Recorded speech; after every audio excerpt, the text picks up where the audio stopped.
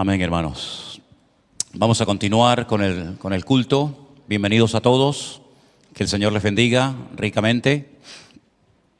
Algunos anuncios muy rápido.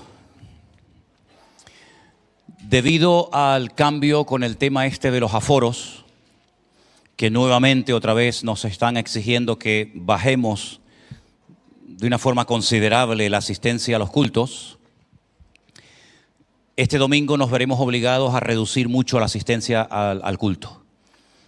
De todas maneras, ustedes anótense en ese link que están recibiendo, estén pendientes, estén atentos de la lista que publicaré el domingo a la mañana, pero lo más probable es que por casa, si sois 4, solamente van a poder venir 2, ¿vale? Y muchos de los que están aquí esta tarde no van a poder volver al culto porque hay hermanos que no asistieron el domingo pasado y solamente podemos tener ahora un 33%, menos gente todavía. ¿Qué les parece? Por eso digo que valoren mucho el culto entre semana, no lo tengan como un culto de menos importancia, porque tiene su importancia, y eso quiere decir que si a lo mejor usted no viene el jueves, esperando y confiando en que pueda venir el domingo, a lo mejor tampoco va a poder entrar. Porque me gustaría decirles que el hecho de que usted se anote no necesariamente significa de que vas a poder asistir al culto el domingo, ¿vale? Porque se anota más gente de la que puedan asistir. Entonces, todos los que quieran asistir en principio, más otros nombres que yo tengo en mente de hermanos que no han podido congregarse el domingo pasado, haremos la lista y el domingo por la mañana ustedes verán si les toca, si no les toca, si pueden venir, si no pueden venir, y de momento es lo que hay. Debido al cambio por el tema de los aforos, no solamente los domingos tenemos que reducir considerablemente la asistencia, sino que además también se ve afectado el tema de los bautismos. Y vamos a tener los bautismos el día sábado, pero ¿qué es lo que ocurre? Entre los hermanos de aquí que se iban a bautizar, más todas las visitas que iban a llevar, que eran más de 20 y pico, más los hermanos que se van a bautizar del Puerto de la Cruz, que son 6 o 7, y algunos de ellos pensaban llevar 4, 5 y hasta 6 personas, quiere decir de que no vamos a poder celebrar este sábado los bautismos. Las autoridades han ido por allí y han hecho un recuento y por lo visto no podemos juntar más de 30 personas al aire libre. Y somos muchísimo más de 30 personas, solamente con las visitas que tanto ustedes de aquí como los del puerto querían llevar, pues no cabemos. Entonces no le vas a decir a unos padres que se va a bautizar su hija que no pueden asistir al bautismo de su hija. Y aparte iba a ir la abuela y el primo y la tía y el sobrino. Por lo tanto, vamos a posponerlos hasta el mes de abril, porque en principio vamos a estar así 2 semanas, es lo que nos dicen, ¿vale? En estas 2 semanas, bueno, esperemos que todo cambie y los bautismos, en vez de hacerlos este sábado, los haríamos en el mes de abril. Lo siento mucho, hermanos, pero es lo que toca. Porque si hiciéramos los bautismos con la gente invitada, tanto del puerto como de Santa Cruz, más los hermanos que se van a bautizar, más otros hermanos que tienen que subir para llevar la alabanza y todo esto, pues nos excederíamos del aforo. Y eso significa de que no pueden subir hermanos de Santa Cruz a ese culto especial, ni los hermanos de la iglesia del Puerto de la Cruz tampoco podrían asistir. Entonces no tiene ningún sentido hacer un culto para que nadie pueda venir, no tiene sentido. Entonces no pasa nada, posponemos los bautismos al mes de abril y ya les anunciaremos el día en el que vamos a tener esa actividad. ¿De acuerdo, hermanos? Para que lo tengan presente. Repito, inscríbanse todos los que quieran venir al culto del día domingo, pero después observen la lista al día siguiente porque vamos a tener que reducir a un 33% la asistencia y lógicamente se va a notar muchísimo porque hay muchos hermanos que no vinieron el domingo pasado que están deseando venir, que les tocaría venir, tienen prioridad, por supuesto. Así que esto es lo que les puedo anunciar. Amén, hermanos. Bueno, yo sé que algunos se quedaron con cara de resignación, pero con más cara de resignación soy yo, que soy el pastor. Imagínense cómo nos sienta a nosotros los pastores tener que decirle a la gente que no puede venir a la iglesia. Cuando llevamos toda la vida invitando a gente para que venga al culto, invitando a vecinos, invitando a amigos, y ahora que está viniendo gente, es que son paradojas que se están dando últimamente, porque antes invitabas y la gente no venía. Ahora no hace falta ni que invites, ahora vienen solos. De hecho, los domingos tenemos gente que vienen de visita, que no se anotan porque son visitas. ¿Y qué le vas a decir a las visitas? Que no entren a la iglesia, con lo que cuesta entrar a un culto, con lo que cuesta entrar a una iglesia.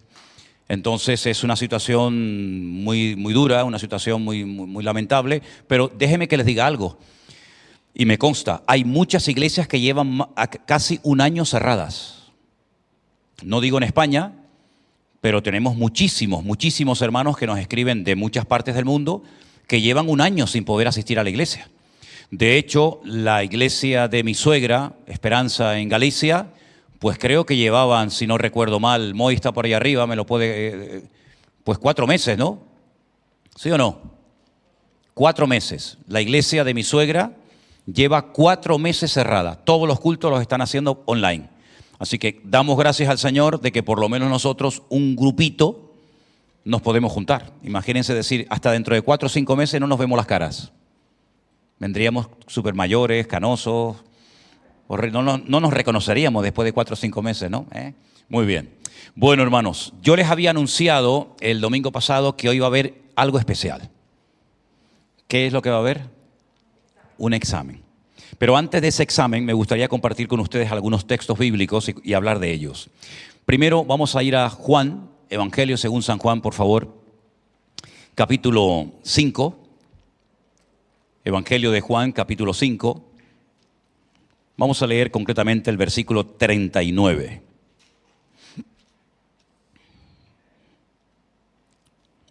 En esta larga y profunda conversación que el Señor Jesucristo está llevando a cabo, que arranca muchos versículos antes, llega un momento en el que Él dice a los que le están escuchando, escudriñad las Escrituras, porque a vosotros os parece que en ellas tenéis la vida eterna y ellas son las que dan testimonio de mí. El mismo Señor Jesucristo le dice a los oyentes y por lo tanto también a sus discípulos, que una de las cosas que se tienen que acostumbrar a hacer es a escudriñar las Escrituras. La palabra escudriñar significa examinar con mucha atención. No se trata de una lectura superficial, para que si alguien te pregunta, hermano, ¿leíste hoy la Biblia? Diga, sí, pero no te enteraste de nada. No, escudriñar es profundizar en el texto, prestar atención y bueno, yo lo he dicho en otras ocasiones, lo vuelvo a repetir ahora, si en algún momento cuando ustedes están leyendo la Biblia no entiendes una palabra, oye, automáticamente al diccionario. Porque es cierto que en la Biblia hay una terminología, hay una serie de expresiones, una serie de palabras que no se suelen emplear, digamos, a diario, y son palabras que a veces realmente no sabemos lo que significan. Entonces, al diccionario de la Real Academia Española o, si puedes, a lo largo de tu vida, pues cómprate un buen diccionario bíblico, porque hay términos que si tienes un buen diccionario bíblico, puedes aprender muchísimo acerca del significado de esa palabra. Así que, repito, escudriñar es examinar con mucha atención, pero también significa tratando de averiguar los detalles de lo que estás leyendo. ¿Cuántas veces me han oído decir, y he puesto el ejemplo, de la persona que se va a la playa a bañar, y bueno, se mojó, entró, salió, se divirtió, pasó una mañana entretenida, y se fue a su casa, pero no vio absolutamente nada. Pero otra persona que se puso, en fin, unas gafas, unas aletas, un tubo, bajó un poquito y vio algo más, ¿verdad? Algún pececito, alguna cosita. Pero aquellas personas que tienen la oportunidad de bajar a las profundidades con botellas de oxígeno, pues ven un mundo realmente extraordinario. Porque la verdad es que estar en el fondo del mar es otra cosa, es otro mundo. Ves cosas que jamás en la vida, si estás ahí arriba, nunca vas a poder ver. Exactamente igual ocurre a la hora de acercarte a la palabra de Dios. Si lees de una forma rápida, mecánica, sin pararte, sin indagar, sin escudriñar, sin prestar atención, te vas a perder muchísimos detalles que si te paras y dices, bueno, vamos a ver, ¿qué significa esta palabra? ¿A quién se le dijo? ¿Por qué se le dijo? ¿En qué momento histórico? ¿En qué contexto cultural se dijo esta palabra? ¿Esto qué es? ¿Es una profecía? Esto es una promesa. Esto es algo que se dijo a una persona en particular, intransferible para otras, pero de la cual yo puedo extraer una información y una aplicación a mi vida. Todas esas preguntas nos las tenemos que hacer. Por eso es muy, muy importante estudiar hermenéutica. Y ahí tenemos material. Gracias al Señor, en esta iglesia hay material en cuanto a hermenéutica, que es la ciencia que nos ayuda a la correcta interpretación de los textos bíblicos.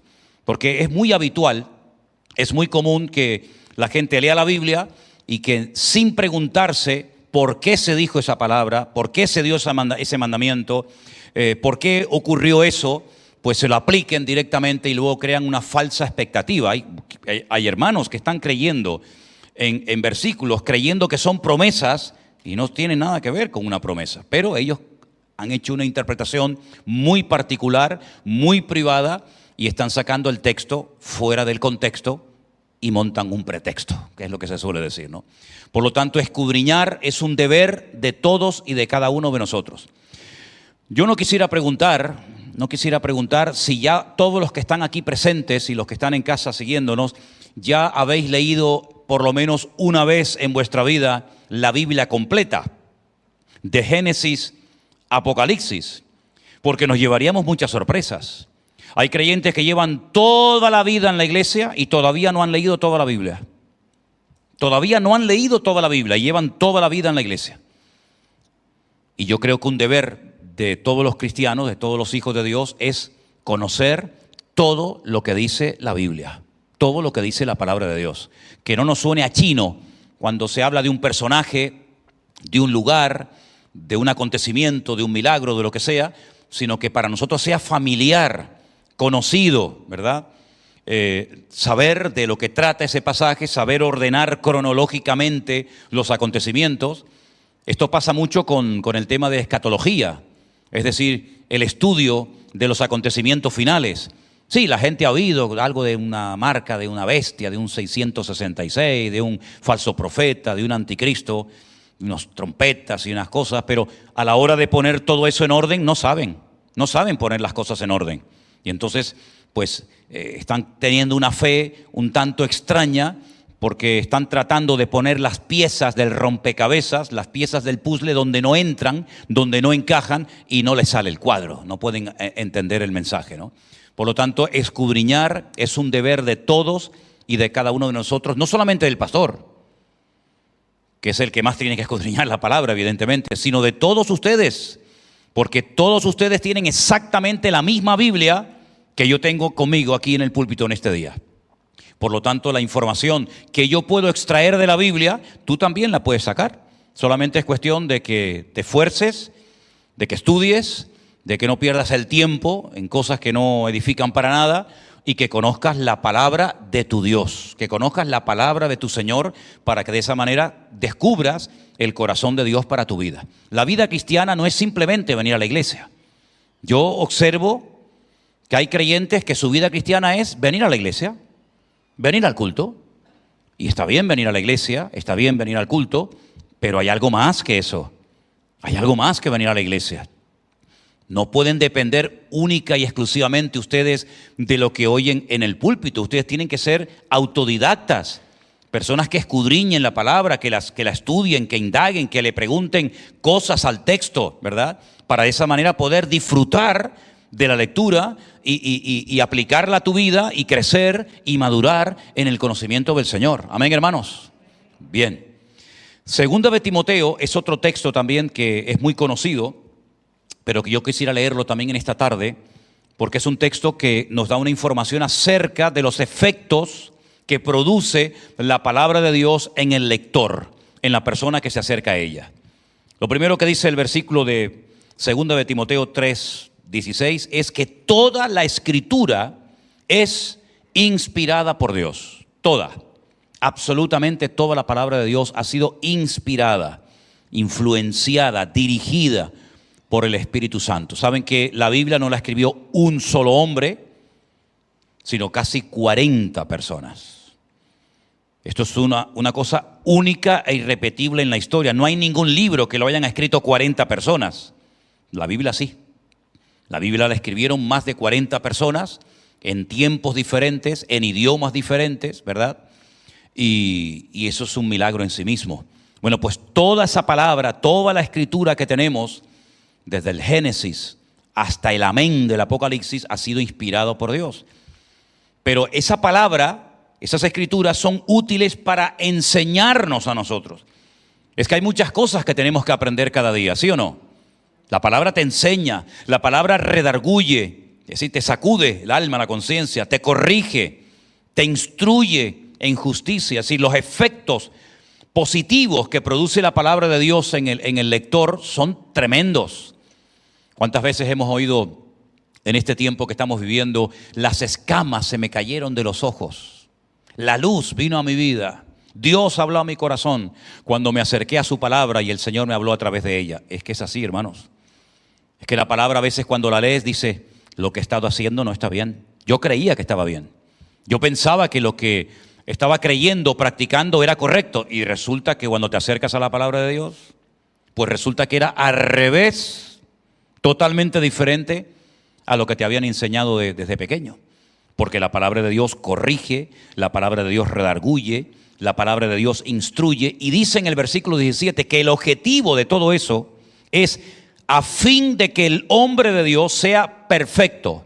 Si te choca la palabra perfecto, sustitúyela por la palabra completo, ¿vale? Que es lo mismo.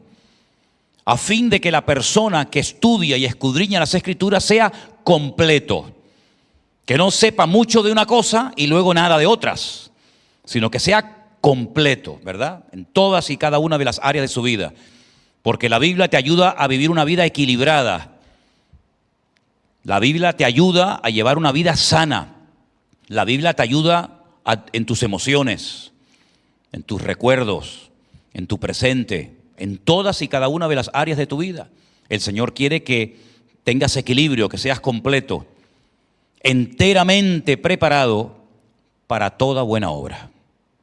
Por lo tanto, lo que el Señor se trae entre manos, si me permiten la expresión, es prepararnos, instruirnos de tal manera que no solamente nos podamos autocorregir a través de la bendita palabra de Dios, sino que después podamos también instruir y enseñar a otras personas en los caminos del Señor.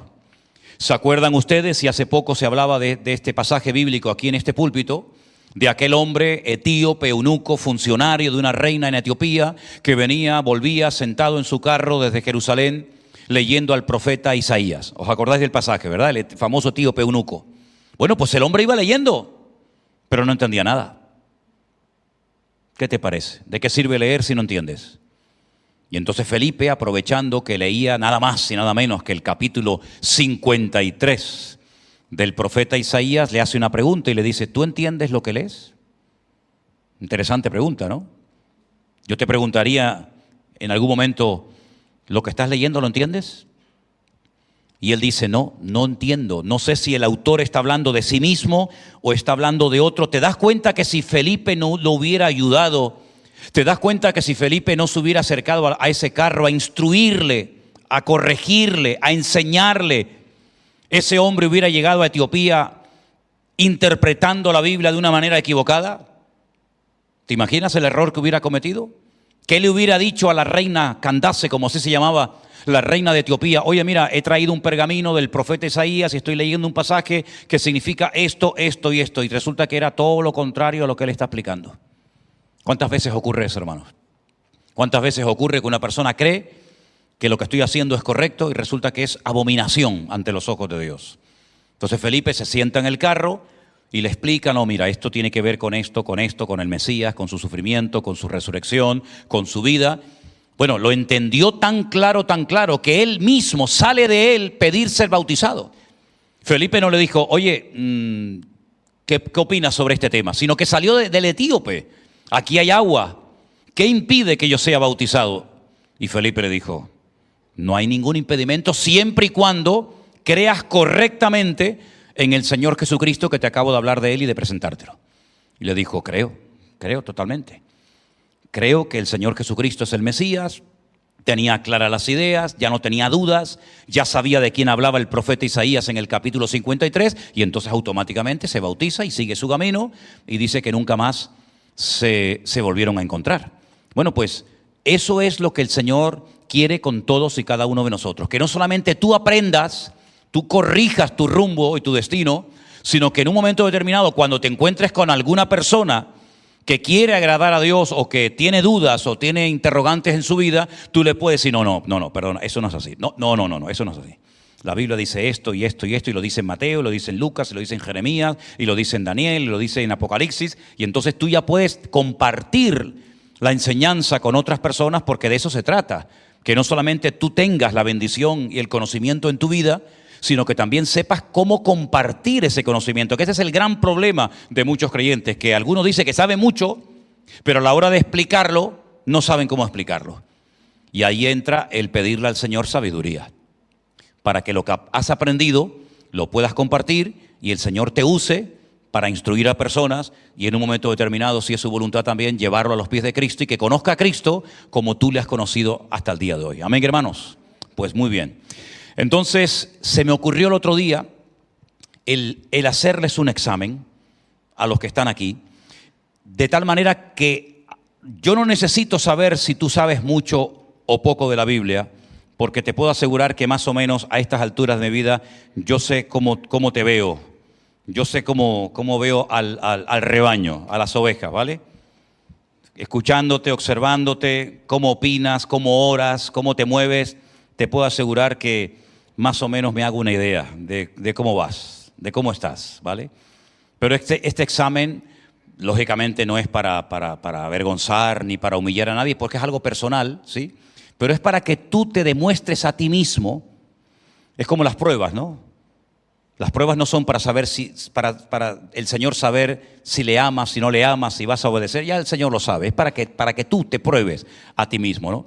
Entonces he hecho un cuestionario que los que están en casa, quiero decirles que lo pueden descargar ahora mismo en PDF en nuestro canal de Facebook y en nuestro canal de YouTube. Usted lo puede descargar y lo puede rellenar en su propia casa para que lo haga y se demuestre a sí mismo cuánto cree usted saber de la Biblia.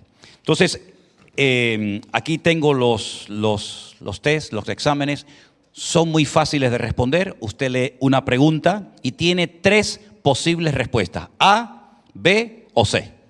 Usted marca, usted subraya la que cree conveniente y al final, o durante lo vamos haciendo todos juntos, pues comprobamos si la respuesta ha sido correcta o no ha sido correcta, ¿de acuerdo?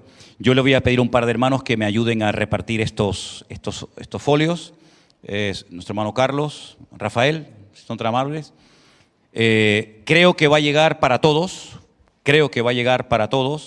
por lo tanto, si vemos que no llega, lo que podemos hacer es, por familia o por matrimonio, ¿vale? Compartir uno. Vamos a poner, mientras van repartiendo, por favor, nadie se copie, porque sería una tontería, ¿no? El copiarse. No, se ríen. Mira. Prohibido copiarse. ¿Se acuerdan el cartel que hicimos en pleno confinamiento? ¿Qué decía aquel cartel? Prohibido quejarse. Ahora tienen que hacer uno que diga prohibido copiarse. Prohibido copiarse. Es personal. De hecho, arriba aparece nombre, para que usted ponga su nombre, ¿vale?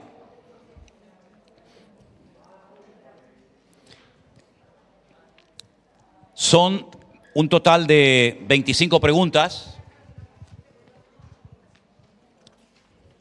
en 3 folios. Yo dije el otro día que todos tenían que traer lápiz. Yo lo había dicho. Los que se acordaron, si lo pueden sacar. Lamento si no trajeron, pero yo dije el otro día, hermanos, recuerden que el jueves todos tienen que traer un bolígrafo para responder a las preguntas que yo les voy a hacer. Aquí me sobra uno por si a alguien le falta. Todavía tengo alguno por aquí, Rafael.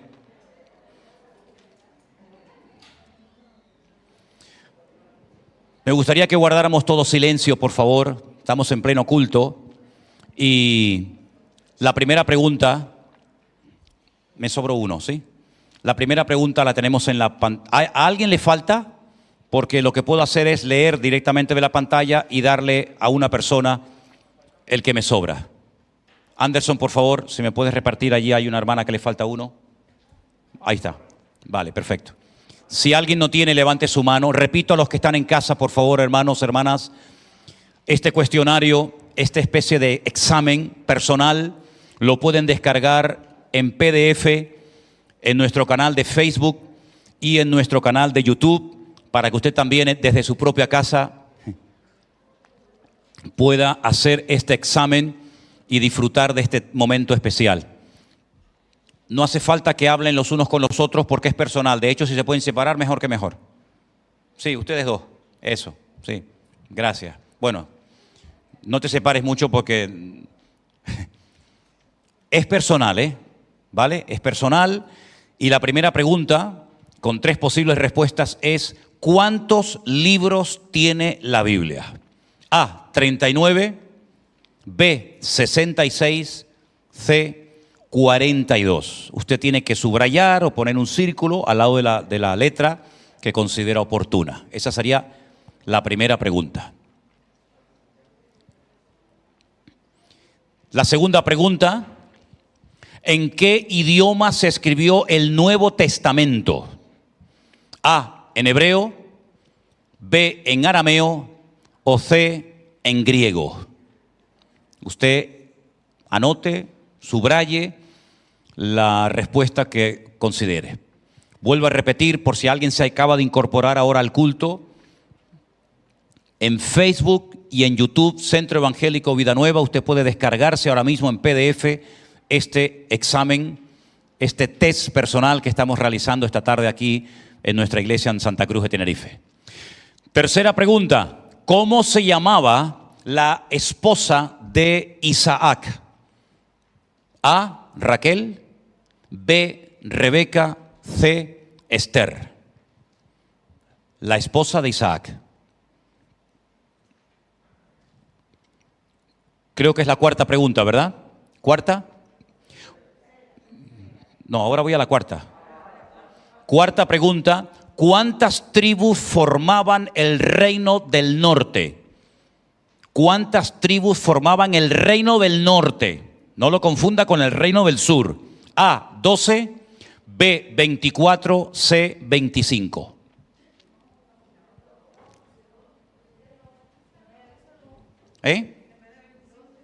O 2, perdón, es que me salió ahí en la pantalla. O 2, sí, disculpen, 2. La siguiente pregunta, ¿cómo se llamaban los hijos de Noé? Es que no estoy viendo toda la pregunta en la pantalla, me la está poniendo demasiado grande y no veo toda la pregunta. Entonces, ¿cómo se llamaban los hijos de Noé? No tengo el test aquí. Rafael, ¿me puedes pasar ese que está ahí, por favor? Porque lo han puesto demasiado grande en esa pantalla y lo estoy leyendo mal. Entonces, la pregunta es, los hijos de Noé, A, Zabulón y Neftalí, B, Jacob y Esaú, C, Sem, Can y Jafet.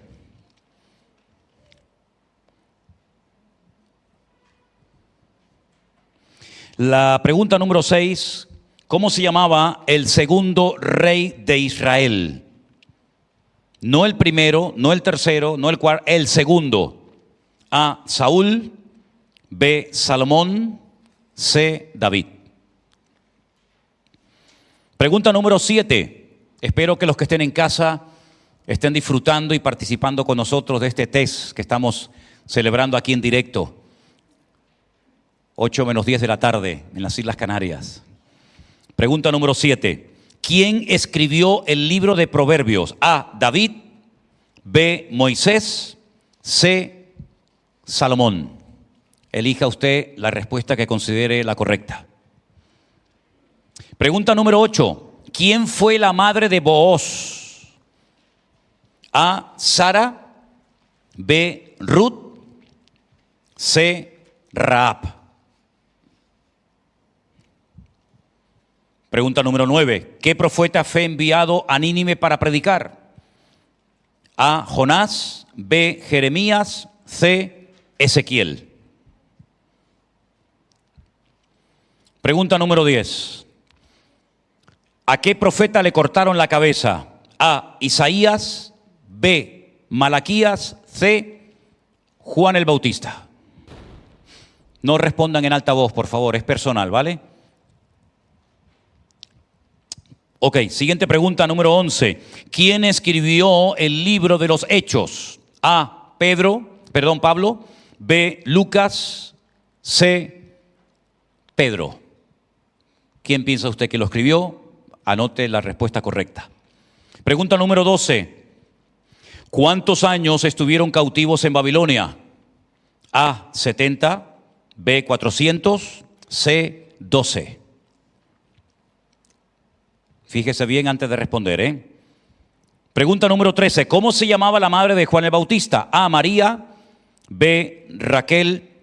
C. Elizabeth. Pregunta número 14. ¿Quién escribió el libro del Apocalipsis? A. Juan. B. Lucas. C. El apóstol Pablo. Anote usted, subraye la respuesta que considere correcta. Pregunta número 15. ¿Cómo murió Esteban? Si prestaron atención al mensaje que Anderson dio hace poquito, lo sabrá. ¿Murió crucificado? Respuesta A. B. De muerte natural.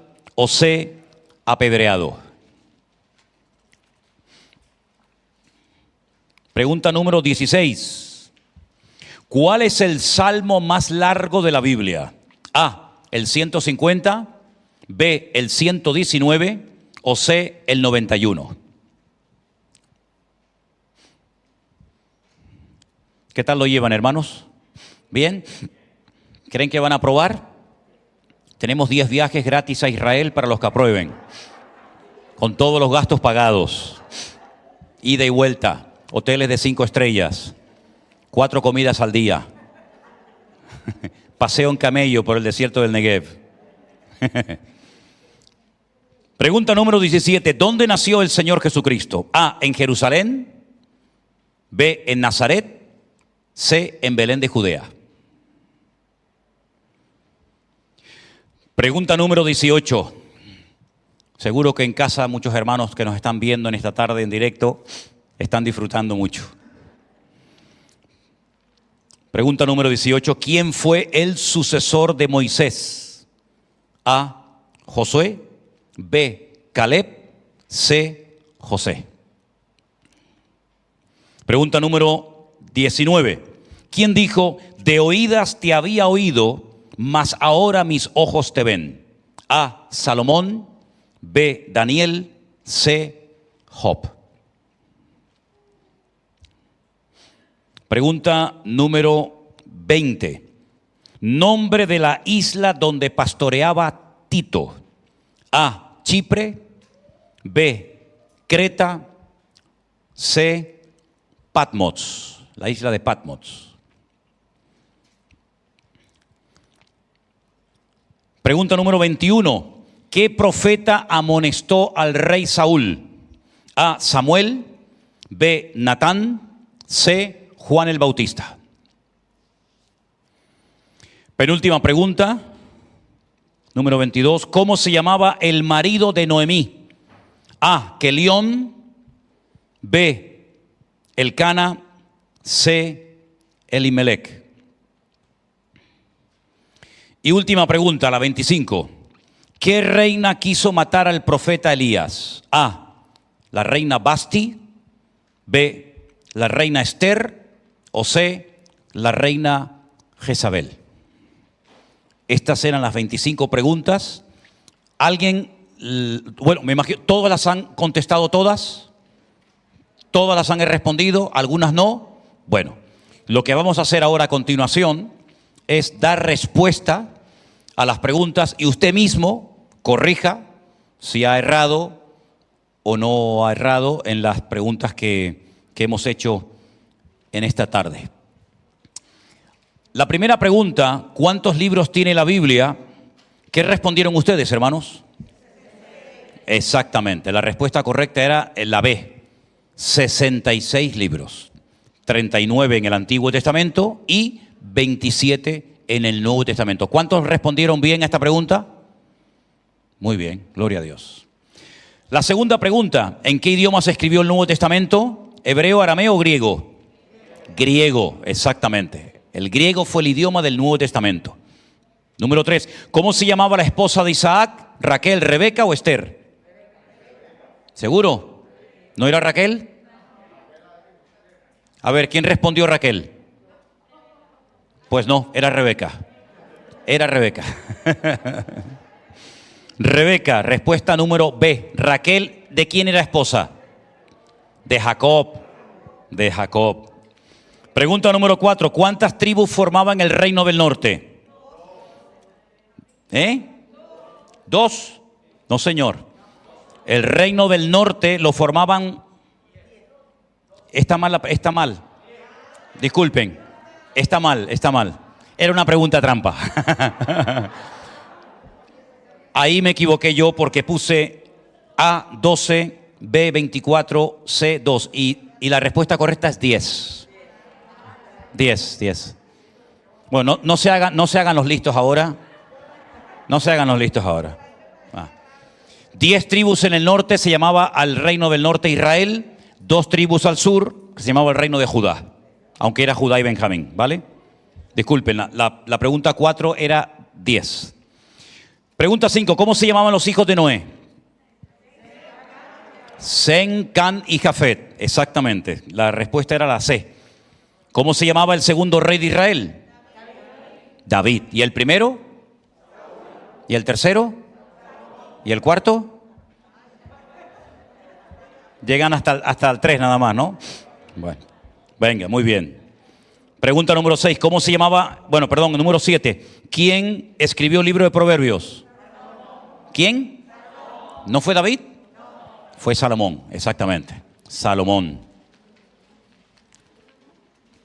Vamos a tener que después hablar con los de iluminación. ¿Me oyen arriba, sí? Vamos a tener que hablar con los de iluminación porque aquí en el púlpito no se ve nada. Ahí está. Estoy a oscuras completamente. Vamos a tener que poner algo aquí encima de la cabeza o algo. Pregunta número 8. ¿Quién fue la madre de Booz? ¿Seguro? ¿No fue Ruth? Rahab, exactamente. Aquella mujer de la ciudad de Jericó.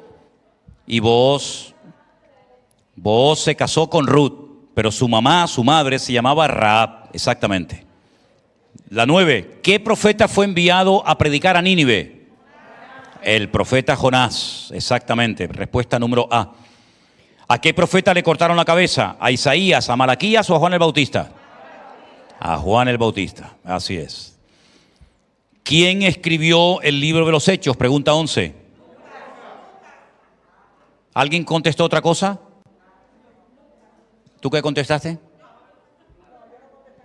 Lucas. Lucas escribió el libro de los Hechos, exactamente.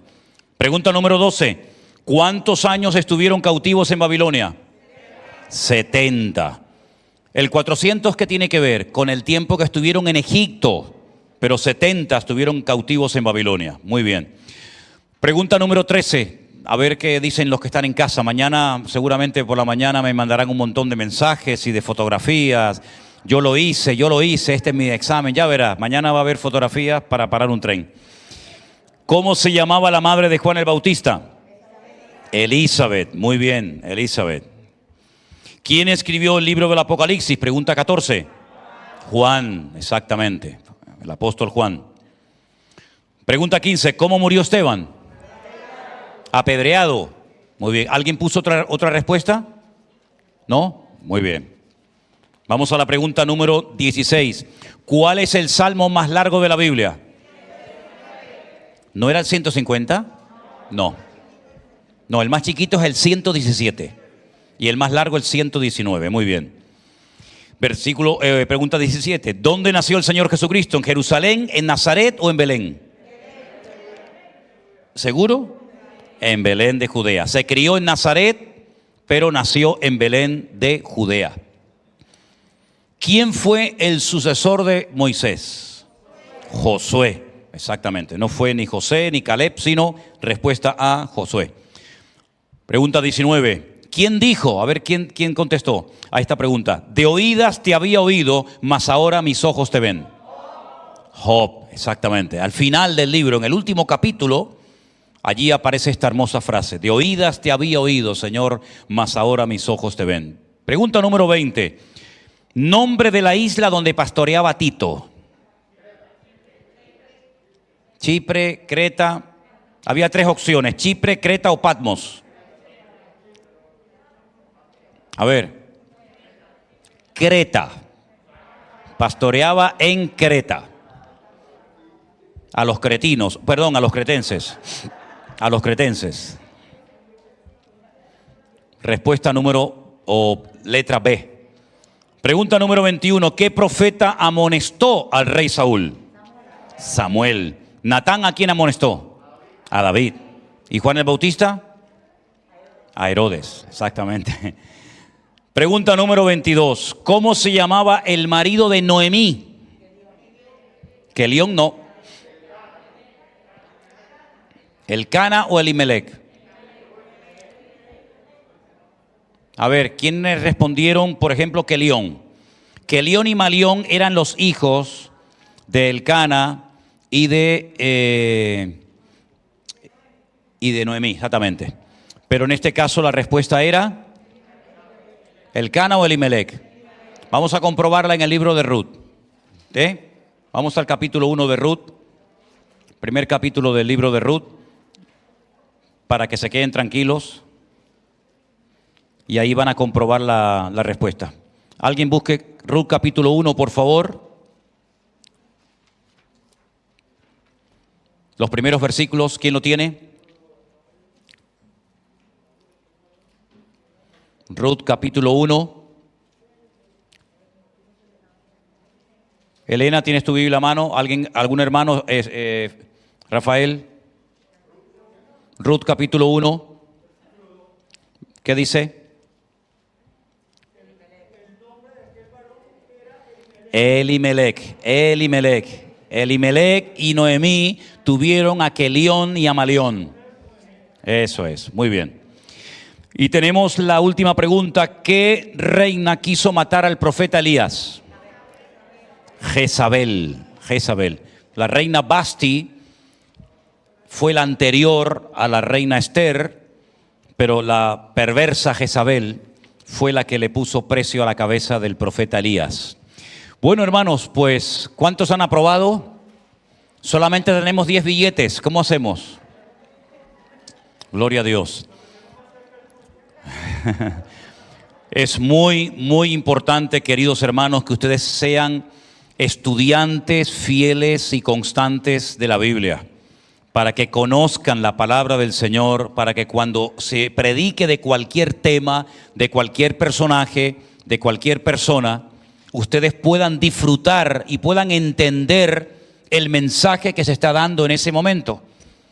Porque hay muchos hermanos que cuando se está predicando la palabra, pues no saben lo que se está diciendo porque no conocen ese pasaje bíblico. Yo les pediría a todos y a cada uno de ustedes, por favor, que en este año hagan un esfuerzo por leer como mínimo 4 capítulos cada día de la Biblia. Si usted se propone seriamente, por ejemplo, lo puede hacer 2 del Antiguo Testamento y 2 del Nuevo Testamento, ¿vale? O 4 del Antiguo o del Nuevo. Si usted se propone seriamente todos los días durante este año, leer 4 capítulos de la Biblia antes de que llegue el mes de diciembre, ha leído toda la Biblia. Sé que hay capítulos que son más fáciles de leer que otros, lo reconozco. Sobre todo cuando llegan a esa parte de las famosas genealogías. Vengan nombres y más nombres, y este engendró a fulano y este. Pero todo eso tiene una razón de ser. Y cuando usted conoce todos esos nombres, toda esa trayectoria, toda esa forma como Dios fue tratando y preparando a su pueblo, usted puede disfrutar de todas las predicaciones, de todos los estudios bíblicos, de todo lo que se comparta, porque usted va a saber de lo que se está hablando y no va a estar ahí en el aire sin saber por dónde van los tiros. Vamos a orar en esta tarde y pedirle a nuestro Dios que ponga en nosotros apego a su palabra. No hay desgracia peor que un creyente que no tiene un apego y un amor a la palabra de Dios. El autor del Salmo 119, y se cree que fue el mismo rey David, dijo: cuánto amo yo tu ley, Señor. Enséñame, muéstrame las maravillas de tu palabra. Y vamos a pedirle al Señor en esta tarde que nos dé mucho amor por su palabra, que la leamos, que la memoricemos y sobre todo que la pongamos en práctica y que podamos cada día de nuestra vida escudriñar las Sagradas Escrituras sabiendo que Dios nos habla a través de ellas, hermanos. Enséñele la palabra a sus hijos, aunque sean pequeños, mejor todavía, a sus nietos. Memoricen la palabra de Dios. Es un ejercicio extraordinario tener el cerebro entrenado, preparado, ocupado.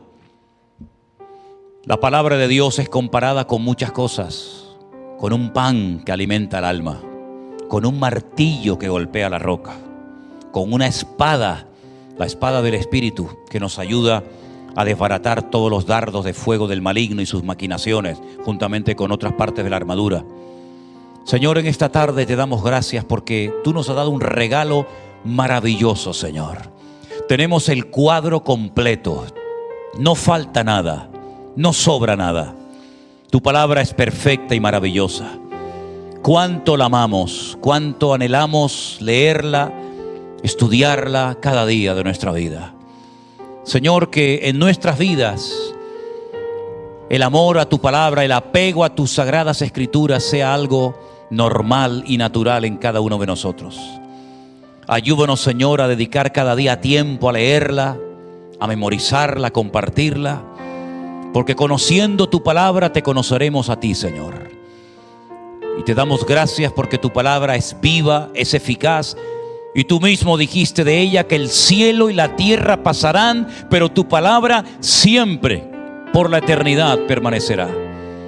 Gracias por los hombres que se esforzaron para que tu palabra nos llegara intacta a nuestras manos.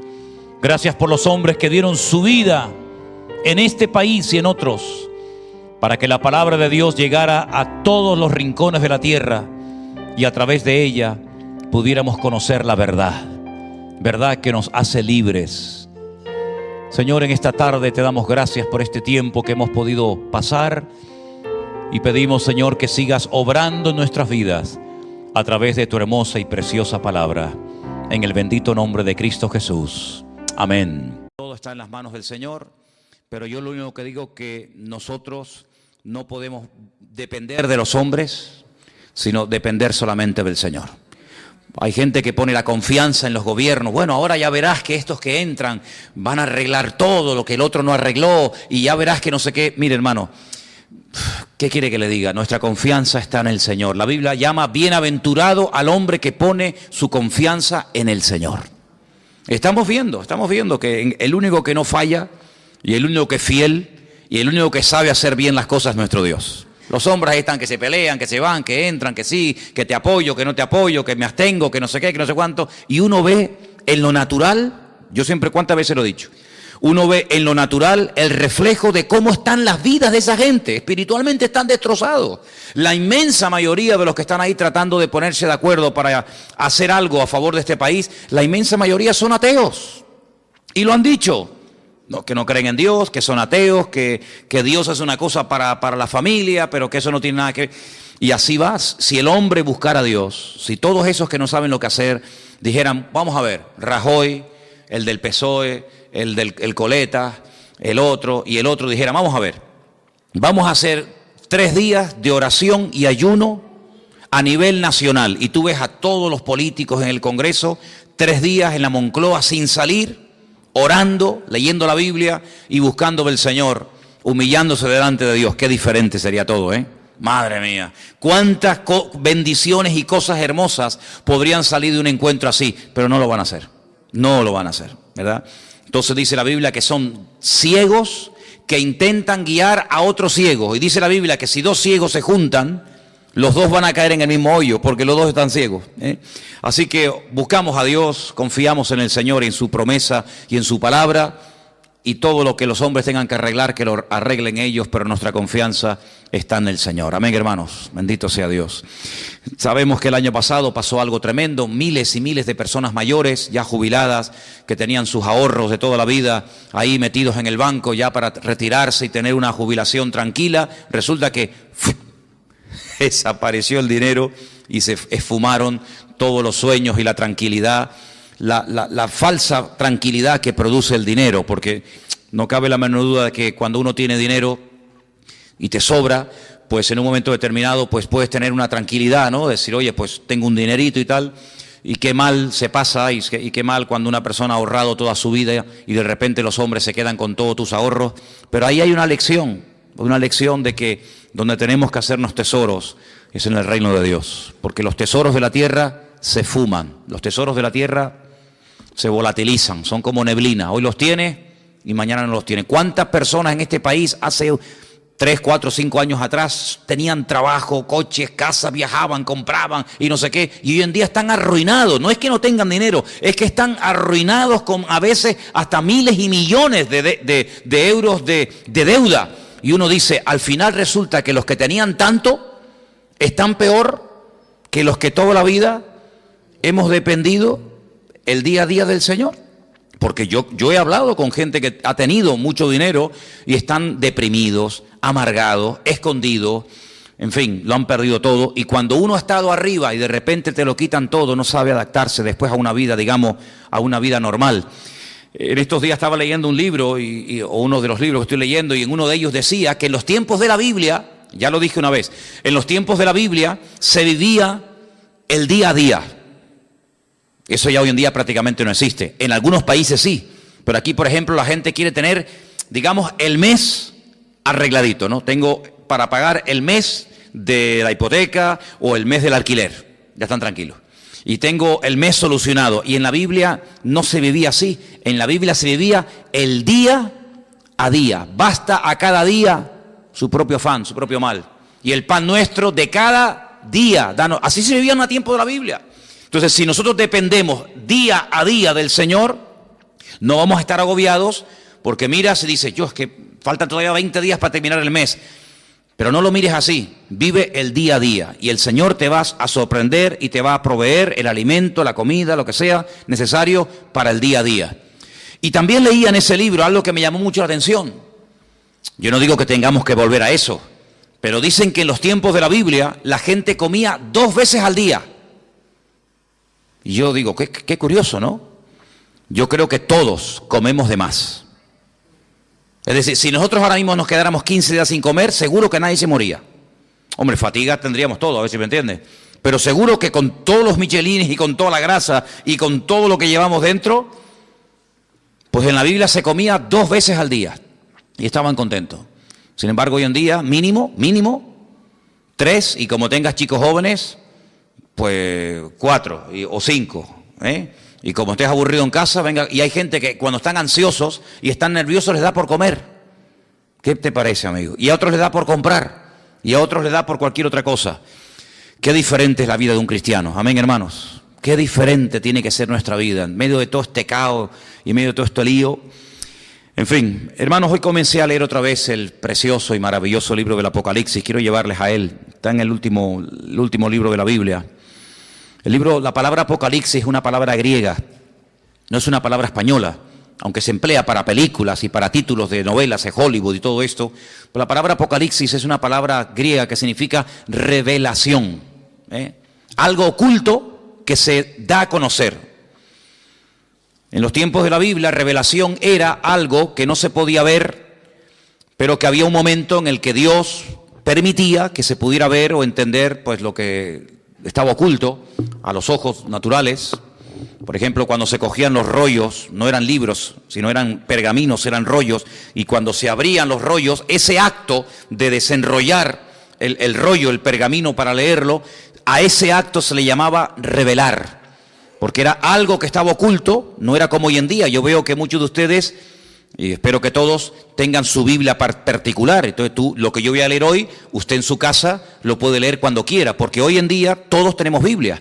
Por ejemplo, una de las cosas que quiero hacer este año, ya se lo anticipo, y estoy moviéndome un poquito y tengo que hablar con Margarita y tal, es hacer una campaña de distribución de Biblias. Por ejemplo, a mí me encantaría que este año nos pusiéramos todos de acuerdo y pudiéramos decir, vamos a repartir a lo largo del año, por ejemplo, por poner algo, 1000 Biblias. Entre los hermanos del norte y nosotros vamos a ponernos de acuerdo y distribuir 1000 Biblias. Entonces hoy me dio por meterme en internet y vi que hay Biblias enteras, del Génesis hasta el Apocalipsis, por $2.50. Y tú dices, pero ¿cómo puede ser tan barato una Biblia? Vamos a ver, no es una Biblia de cuero, una Biblia de estas preciosas, sino es una Biblia normal, sencillita, pero tiene lo mismo que una Biblia de esas grandotas. $2.50. Y tú te vas, por ejemplo, a un bar y te tomas un cortado y te cobran ¿cuánto? A veces, en algunos sitios me han cobrado ahí €1. Que yo digo, madre mía, €1 un cortado y una cosita así. Pues una Biblia que te cambia la vida, una Biblia que es la palabra de Dios. El apóstol Juan dijo, yo no he escrito, él dice en su evangelio, yo no he escrito todo lo que le di hacer al Señor. Y todo lo que él dijo, yo no lo escribí. Porque si me hubiera puesto a escribir una por una todo lo que hizo y todo lo que dijo, en el mundo no cabrían los libros. Porque hizo tantas cosas el Señor. Dice, pero estas palabras que yo les he escrito, las he escrito para que creyendo en ellas tengáis vida eterna. Entonces yo digo, un libro que te da vida eterna, un libro que te aclara dudas, un libro que te responde a preguntas, un libro que trae bendición a la familia, que trae bendición a tu vida, por $2.50, 2 cortados. Como quien dice. Entonces yo pienso que sería muy bueno, y de hecho lo vamos a hacer, en este año ponernos una meta, no sé, 500, 600, 800, 1000 Biblias, y entre todos vamos a hacer una especie de campaña, ya les diré cómo tengo pensado hacerlo, para repartir la palabra de Dios. Porque hoy en día cualquier persona en su casa puede tener Biblia. Bueno, si ustedes van a mi habitación, pues yo no sé cuántas Biblias puedo tener, pues yo calculo mínimo 15 o 20 Biblias tengo que tener, como mínimo. Aparte Nuevos Testamentos y a lo mejor, ¿verdad?, en diferentes idiomas y tal. Pero en aquellos tiempos no. En aquellos tiempos no existía la imprenta. En aquellos tiempos había que ir al templo o había que ir a la sinagoga para escuchar que alguien te leyera la Biblia. Pero nadie tenía la Biblia en su casa. Esto de poder tener toda la palabra de Dios, todo lo que el Señor reveló a lo largo de la historia en la mano, esto es un milagro. Esto es una maravilla, esto es una joya. Tú tienes uno de los libros más antiguos del mundo. Tú tienes aquí palabras que Dios le dijo a Moisés hace 3500 años. Es una auténtica joya. Y este libro del Apocalipsis, gracias al Señor que lo tenemos, es un libro escrito por uno de los hombres que más conoció al Señor. ¿Quién lo escribió? Lo escribió Juan. ¿Pero Juan el Bautista o Juan cuál? Juan, el discípulo Juan. Pues Juan fue un hombre que vivió aproximadamente, vamos a redondear los números, aproximadamente 100 años. Hace unos días murió en Israel el hombre más longevo del mundo, 112 años. Le quedaron muy poquitos días para cumplir 113. Era un superviviente de uno de los campos de concentración de la Segunda Guerra Mundial. 112 años. Hoy en día no es normal que una persona viva tanto. Y tampoco ni siquiera en los tiempos de Cristo. Pero Juan se cree que aproximadamente murió con 100 años. Para poner números redondos. Si Cristo murió cuando tenía y ascendió a la gloria, cuando tenía 33 años, y él estuvo 3 años con el Señor, vamos a poner un ejemplo, no lo podemos decir así totalmente, pero para entendernos, que Juan tuviera aproximadamente 30 años. Cuando el Señor lo llamó como su discípulo, Cristo tenía 30 años cuando comenzó el ministerio, pongamos que Juan tuviera 30 años. Si murió con 100 años, ¿cuántos años estuvo Juan predicando el Evangelio? 70 años. 70 años sirviendo al Señor. ¿Qué te parece? Toda una vida. Cuando él escribe el Evangelio, es un Evangelio muy profundo. Yo no sé si ustedes se acuerdan, yo estuve dando unas clases, unas lecciones sobre el Evangelio de Juan, y hay cosas que Juan dice que no las dice nadie. Porque claro, es que él vio al Señor muy de cerca, él vivió con el Señor, él vio cosas que ningún discípulo vio. Y cuando uno lee el Evangelio según San Juan, que repito que es muy profundo, da la sensación de que ya no hay nada más que decir del Señor. Ya te lo mostró de una manera, te lo mostró de otra, hizo esto, hizo aquello, y hablaba así, y hablaba asado. Ya, después de leer San Juan, uno dice, ¿pero qué más se puede decir del Señor? Bueno, pues cuando este hombre está en la isla de Patmos, dice como él dice, por causa de la palabra de Dios, desterrado, Recibe una revelación, y cuando tú lees el libro del Apocalipsis fundamentalmente el objetivo no es hablarte del anticristo, que habla del anticristo, o del falso profeta, que también habla de él, o de los testigos, o de los terremotos, o de las plagas. Todo eso está muy bien. El objetivo, el protagonista del Apocalipsis no es el anticristo, es el Señor Jesucristo.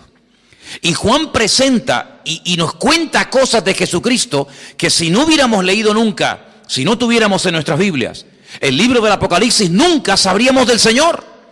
Porque el libro del Apocalipsis contiene una información que no está en ninguna parte de la Biblia. Por eso es un libro fundamental. Y no solamente es un libro importante, sino es un libro necesario. Yo siempre lo he dicho, y ustedes lo saben, que los creyentes hoy en día tienen que leer y estudiar más que nunca el libro del Apocalipsis. Y prestar menos atención a las noticias de la radio y de los periódicos y de la prensa, porque realmente las verdaderas noticias, las genuinas, las verdaderas, están aquí. No solamente en la Biblia, sino en el libro del Apocalipsis. El libro del Apocalipsis es un libro extraordinario, que nos da detalles tremendos, tremendos. Lo estoy leyendo otra vez, como siempre, ¿no? Detenidamente, estudiando las palabras y tal, y menciona muchas cosas del Antiguo Testamento. Por ejemplo, hoy leía acerca de los famosos 2 testigos. Los que habéis leído el Apocalipsis saben de lo que estoy hablando. Los que no lo habéis leído, pues dicen, no sé lo que es eso. Bueno, pues los 2 testigos son 2 personas de carne y hueso que estarán en los últimos tiempos predicando la palabra del Señor durante 3 años y medio. Nos dice la Biblia cómo predicarán, dónde vivirán, cómo morirán, qué les va a pasar. Todo eso lo dice el Apocalipsis. Bueno, pues de esos 2 personajes ya habla el profeta Zacarías. Ustedes van al libro de Zacarías, capítulo 4, y allí te habla de los 2 testigos. No aparece la palabra testigos, aparece la palabra, en hebreo dice la palabra hijos. La traducción dice los 2 ungidos.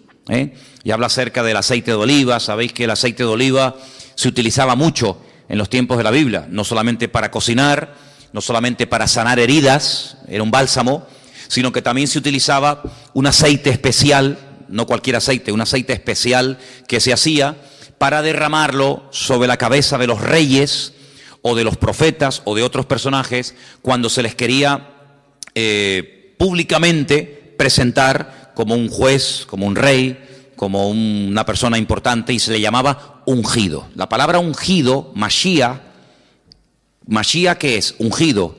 ¿Y cómo se dice ungido en griego en el Nuevo Testamento? Cristo. La palabra Cristo es la misma palabra Mashiach del Antiguo Testamento. Pasa que una está escrita en hebreo y otra está escrita en griego. Como el Nuevo Testamento se escribió en griego y del griego se tradujo al español o al castellano, entonces cuando leemos el nombre de nuestro Señor Jesucristo, lo leemos así: Jesús, Cristo, Jesucristo. Pero Cristo no es un nombre, Cristo es un título. Es como decir, fulanito de tal, presidente del gobierno, fulanito de tal, presidente del Fútbol Club Barcelona, fulanito de tal, presidente del Cabildo. Cristo no es un nombre, es un título de una función a desarrollar. Por ejemplo, en este momento, a Benjamín Netanyahu, que es el presidente de Israel, se le llama el ungido, se le llama el Mesías. Y tú dices, ¿ah, sí? Sí, claro, porque es un hombre que ha sido capacitado para ser presidente de un país.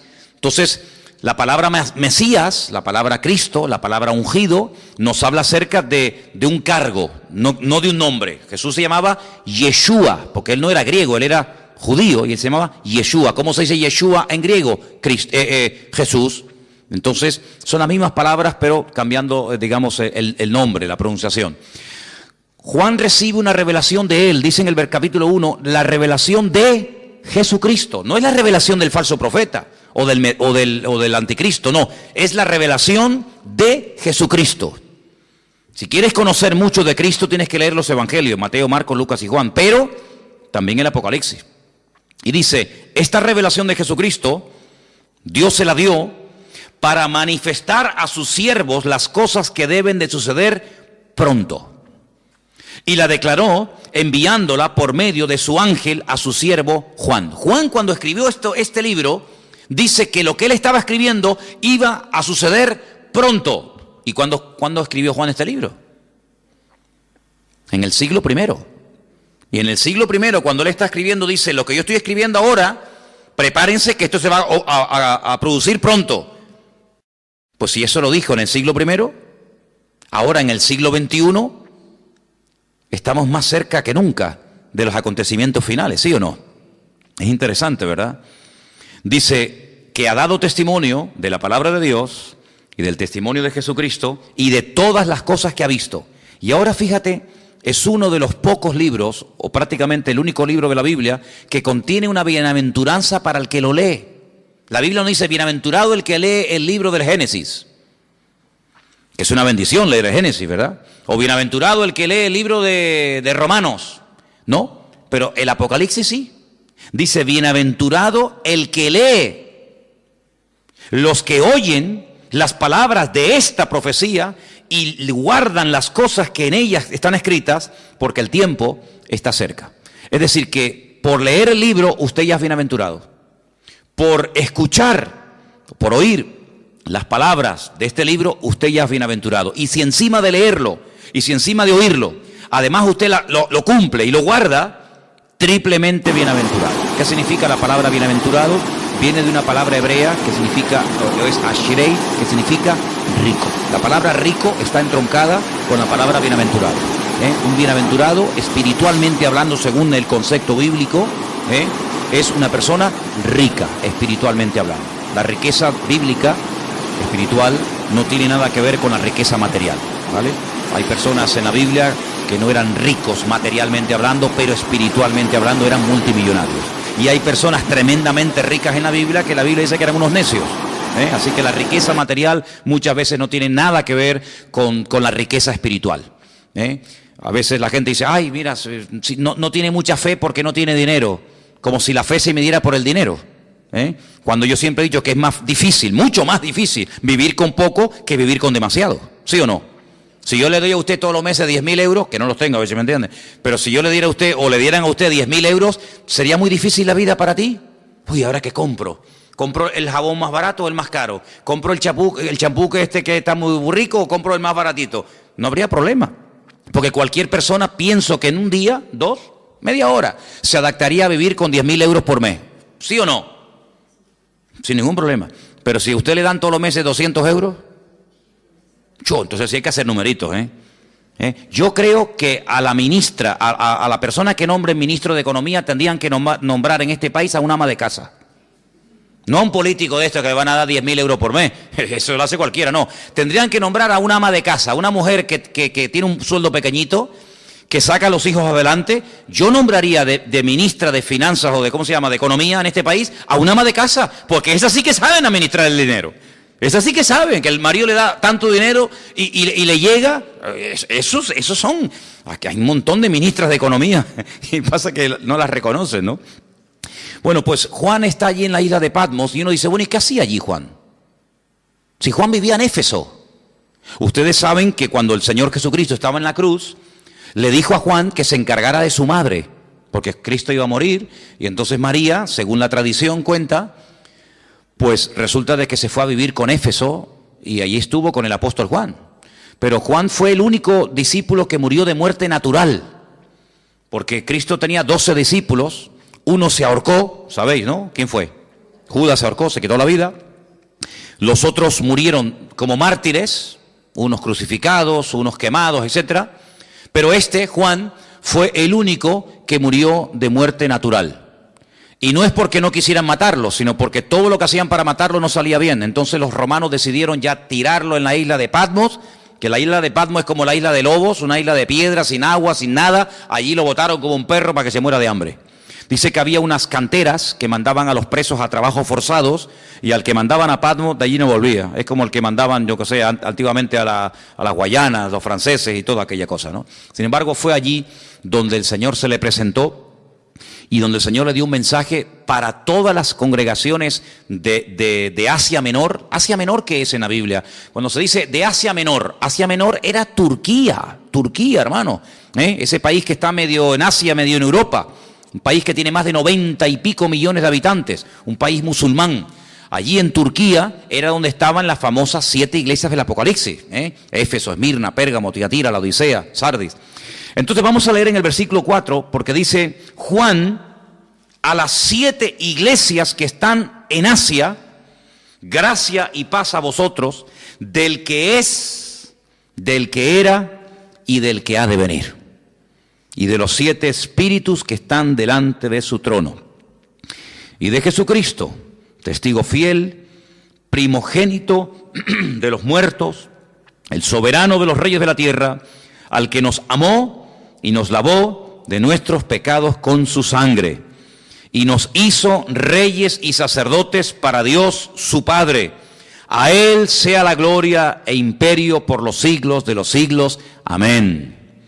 He aquí que viene con las nubes. ¿Quién? El Señor. Viene otra vez, viene otra vez. Pero algunos dirán: pero no vino ya. Sí, ya vino, pero vino a morir. Vino como cordero sufriente. Vino para derramar su sangre por los pecadores. Pero ahora viene otra vez, pero no en relación con el pecado. Viene como rey triunfante, viene a establecer su reino sobre la tierra. Y dice que en esta ocasión todo ojo le verá. Oye, esto es tremendo, ¿eh? ¿Qué significa todo ojo le verá? Que todo ojo le verá.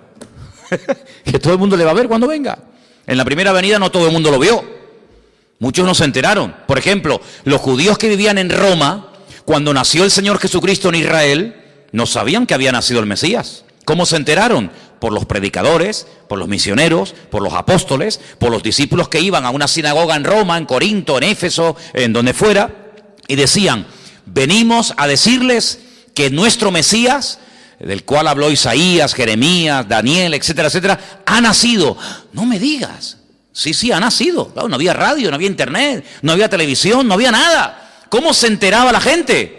A través de los predicadores. Ahora se dan cuenta ustedes lo importante que era predicar. Por eso dice Pablo: ¿y cómo van a creer si no hay nadie quien les predique? No había Biblias, no había emisoras cristianas, no había radio, no había nada. Entonces, qué importante era que los hombres fueran por todas las naciones diciendo que ha venido, que ha nacido, y no me diga, y mira, y sanó a los enfermos, y resucitó a los muertos, y murió en la cruz, y resucitó al tercer día. Y claro, para ellos era una gloria. Pero en esta ocasión no va a haber esa ignorancia, sino que en esta ocasión dice la Biblia categóricamente: todo ojo le verá. Todo el mundo, cuando el Señor venga por segunda vez, todo el mundo se va a enterar. Nadie va a decir en Tacoronte: ¿quién vino? ¿Quién? Ah, pues yo no. Todo el mundo lo va a saber. Todas las islas, todos los continentes, todas las ciudades, todas las televisiones del mundo, todas las radios, todos los periódicos, todo el mundo, los 7.000 millones de habitantes que hay en el planeta Tierra en este momento, todo el mundo sabrá que el Señor Jesucristo vino. Pero no solamente los que estén presentes en ese momento, sino dice: y los que le traspasaron. ¿Cómo que los que le traspasaron? Sí. Los que le traspasaron ya están muertos. ¿Sí o no? Los romanos que le clavaron aquellos clavos en el pie y en la mano y le traspasaron el costado y le pusieron la corona de espina, ¿cómo lo van a ver si ya murieron? Pues no te das cuenta de que la Biblia a veces te habla de un mensaje superficialmente, pero indirectamente, sin mencionar la palabra. Si los que le traspasaron le van a volver a ver, te está dando a entender la Biblia que se producirá una resurrección de los muertos. Porque si no, ¿cómo le van a ver si están muertos? Entonces no te menciona la palabra resurrección, pero dice: cuando venga todo ojo le verá, también le verán los que le traspasaron, y dice: todos los linajes de la tierra harán lamentación por él. Y Juan dice: sí, amén, estoy de acuerdo, perfectamente, es así. ¿Te das cuenta? La palabra amén, cuando tú pones la palabra, por ejemplo, si buscas la palabra en hebreo fe, la palabra que se emplea para fe, generalmente la palabra emuná. Emuná es fe en hebreo. Se puede traducir como fe o también como confianza, pero generalmente es fe. La palabra emuná, dentro de la palabra está la palabra amén. Si tú, en hebreo, hay algo muy bonito, y es que dentro de una palabra hay 1, 2 o 3 palabras. Incluso a veces de una palabra, no de todas, cuidado, pero a veces hay palabras en hebreo que de una palabra puedes sacar 750 palabras diferentes. Y usted dice: ¿cómo? De una palabra, combinando las palabras, por ejemplo, poniendo la P aquí, la H allí, la M por acá, la L por allá, de una misma palabra, siendo combinaciones, pueden sacar hasta 750 términos diferentes. Entonces la palabra amén está dentro, tú la ves, tú ves la palabra emuná en hebreo y ves que pone dentro amén. Porque cuando decimos amén, cuando nosotros los creyentes decimos amén, que es un acróstico, pues estamos diciendo que tengo fe en afirmar lo que esa persona está diciendo. Cuando yo digo, hermano, el Señor Jesucristo vendrá, amén. Cuando usted dice amén, está diciendo de una forma resumida, tengo fe en lo que tú estás diciendo y lo firmo. Tengo fe de que el Señor volverá otra vez. Pero para no decir, tengo fe en que el Señor volverá otra vez, usted dice simplemente, amén. Y diciendo amén, usted afirma como que usted está de acuerdo con la afirmación que se acaba de decir. Por eso digo muchas veces, no diga amén a todo lo que se oye. Porque cuando usted dice amén a todo, quiere decir que está de acuerdo con todo lo que se está diciendo. Así que piénselo bien. Así que el Señor dice, yo soy el alfa y la omega.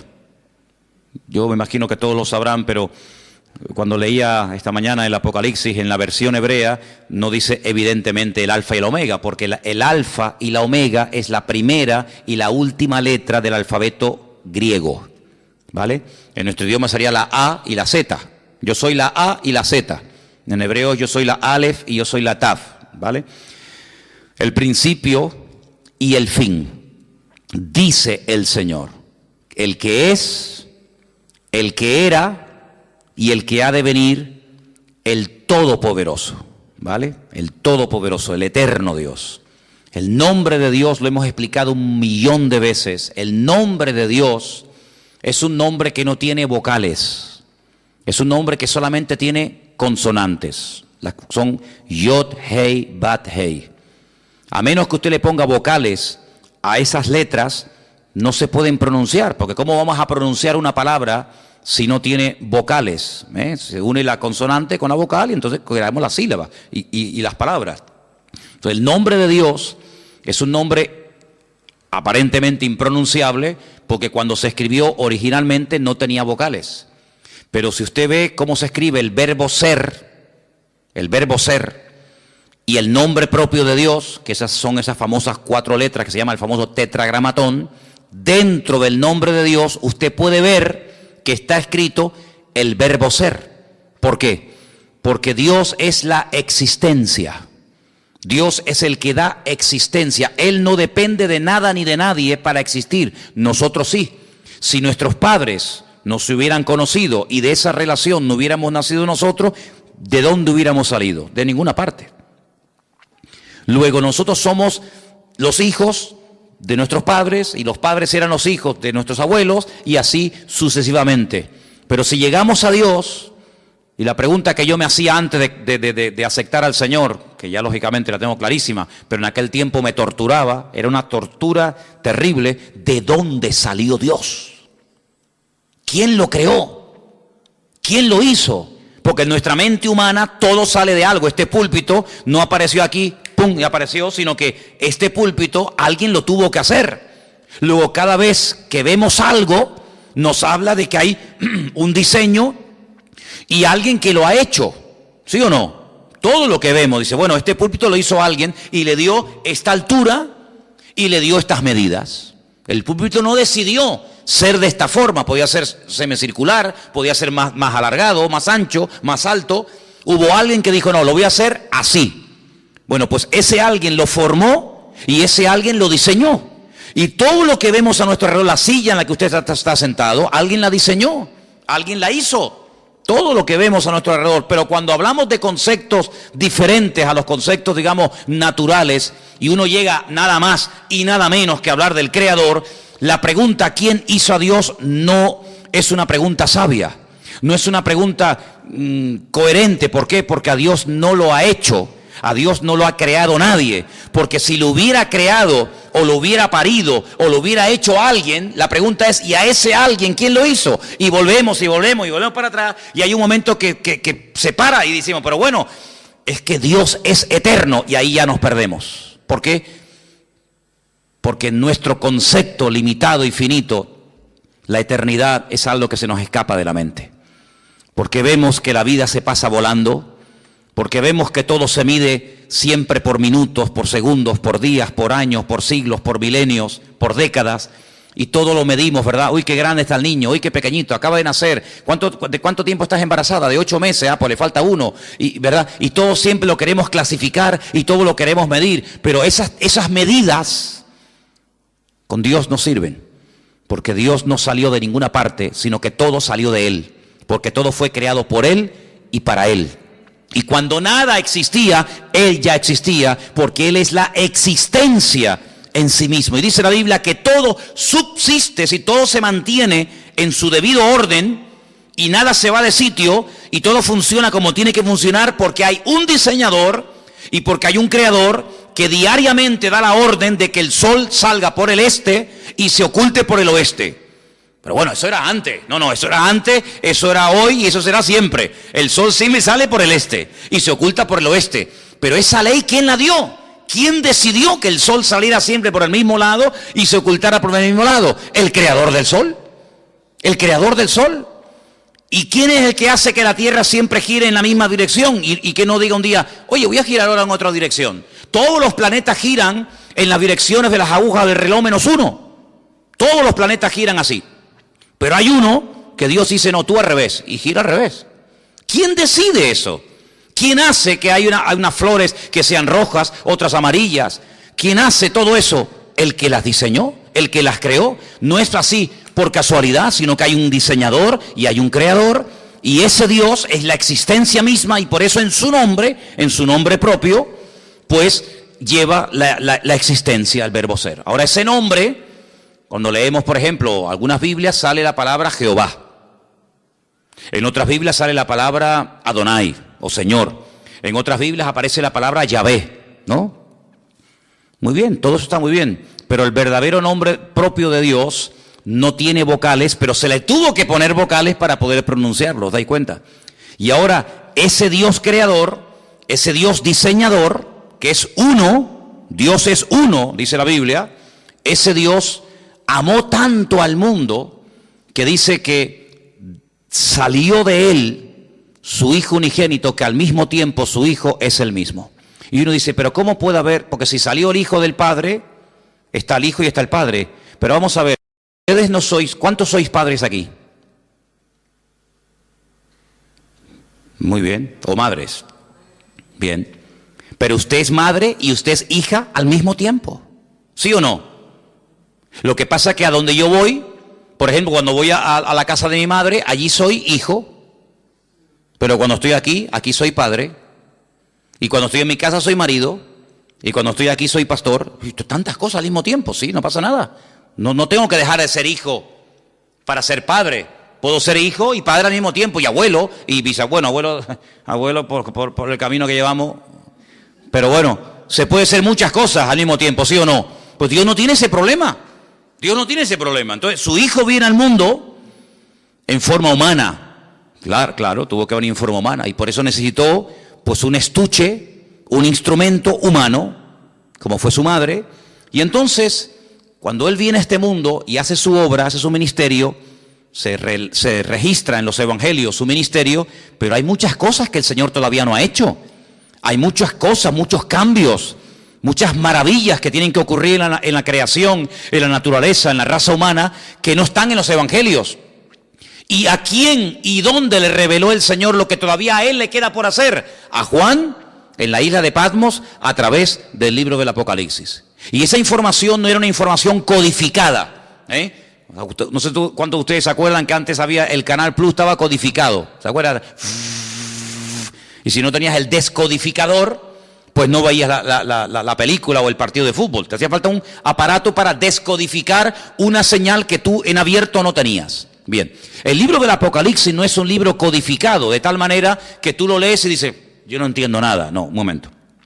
El libro del Apocalipsis es un libro que está muy claro, muy claro.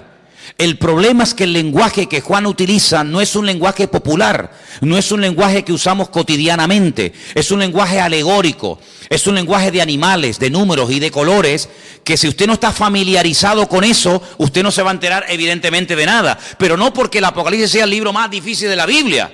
No, el Apocalipsis no es el libro más difícil de la Biblia. Yo le puedo asegurar que hay otros libros de la Biblia que son más difíciles y más complicados que el Apocalipsis.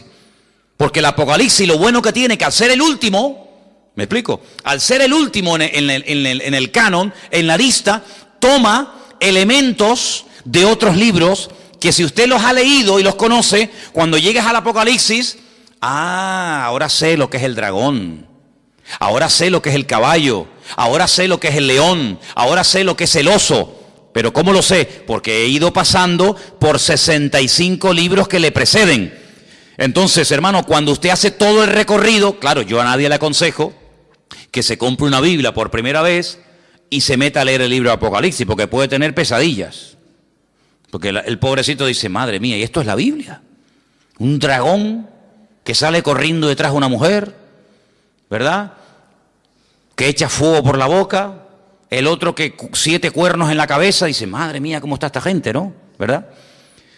Pero es que para poder entender el libro del Apocalipsis, primero hay algo que pocas veces se dice, pero es para mí fundamental. Y es que usted tiene que conocer al protagonista del libro del Apocalipsis. Y el protagonista del libro del Apocalipsis es nuestro Señor Jesucristo. Cuando usted lo conoce a Él, usted sabe, permítame la expresión, por dónde van los tiros. Eso es como cuando antiguamente, ya eso no existe. Pero cuando antiguamente los padres miraban a los hijos, ¿qué le estaba diciendo? Ibas de visita, ¿no? A una casa. Entonces tu padre se te quedaba mirando y te estaba diciendo, sin palabras, o te comportas, o te voy a dar un jaquimazo que te voy a poner la cabeza así para atrás. Con la mirada, era un mensaje telepático, ¿no? Te miraba así, y ya hasta agachabas la cabeza porque te estaba diciendo, te voy a dar una que te vas a enterar, sin palabras, porque ya lo conocía. Pero esa mirada se la daba a lo mejor a otro niño y el niño ni se enteraba. Cuando tú conoces a tu marido, tú sabes cuándo está enfadado y cuándo está de buen humor. Por eso hay mujeres que dicen, ahora no le digas nada, espera mañana. No, yo le digo ahora. No le digas ahora porque encima vas a cobrar.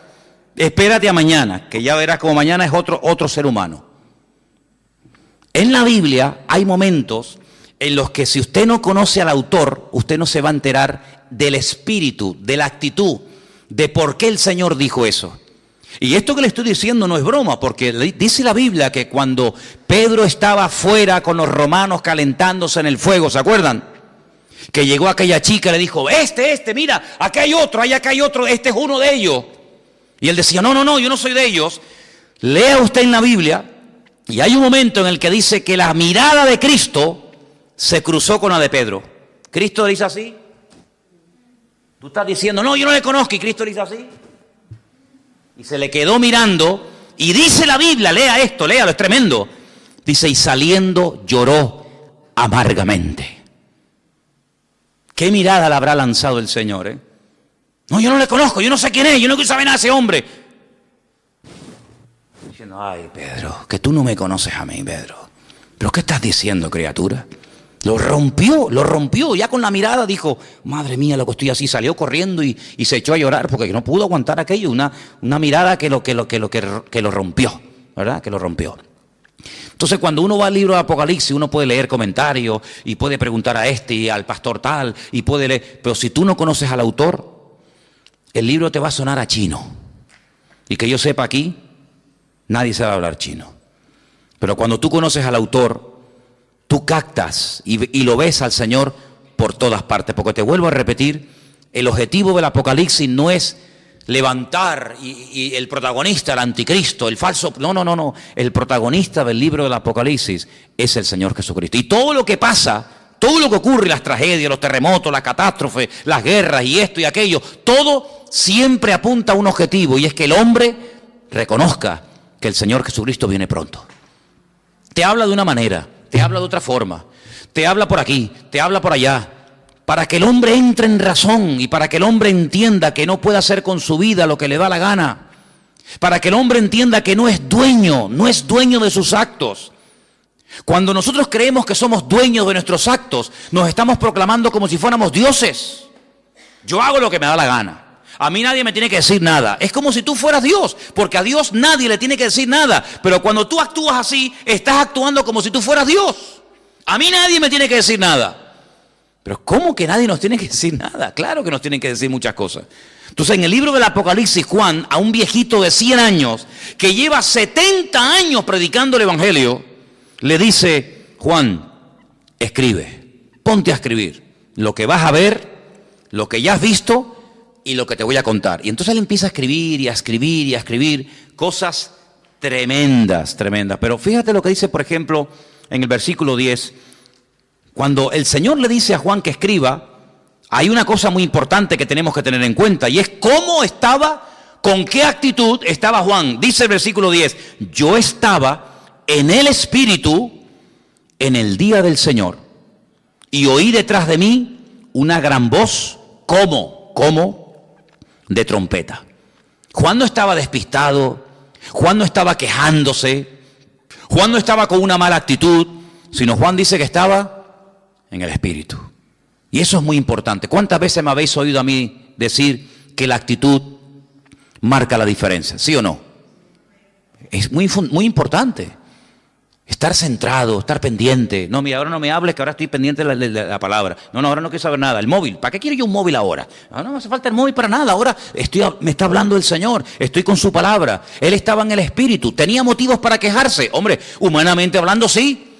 100 años aquí botado como un perro, sin agua, sin comida, sin hermanos, sin iglesia, sin amigos, sin nada. Y mira cómo me has tratado, y mira no sé qué, y te he servido para qué. No le dio lugar a eso. Él estaba en el Espíritu. Si el Señor ha permitido que yo esté en la isla de Patmos, no es un castigo, es una bendición, porque al fin y al cabo vemos que no fue un castigo, sino que fue un tiempo maravilloso, porque para poder escribir todo esto, hermano, y para poder ver todas estas visiones, uno no podía estar viviendo en una gran ciudad con ruidos, con coches, con no sé qué, con no sé cuánto, sino uno tenía que estar en un sitio tranquilo, sin que nadie te moleste. ¿Y qué mejor sitio que la isla de Patmos? Donde tienes tiempo para pensar, para orar, para meditar, y aquí sin que nadie te moleste, aquí te voy a dar la revelación más grande que jamás ningún ser humano ha tenido en esta vida. Luego vemos que el famoso refrán, que no hay mal que por bien no venga, se cumple perfectamente en la vida de Juan. Hace muchos años yo leí un libro de un pastor que tuvo un accidente y se le partió una pierna y estuvo un buen tiempo en cama, escayolado, sin poder moverse, y los primeros días de ese accidente él comenzó a quejarse: Señor, ¿y por qué?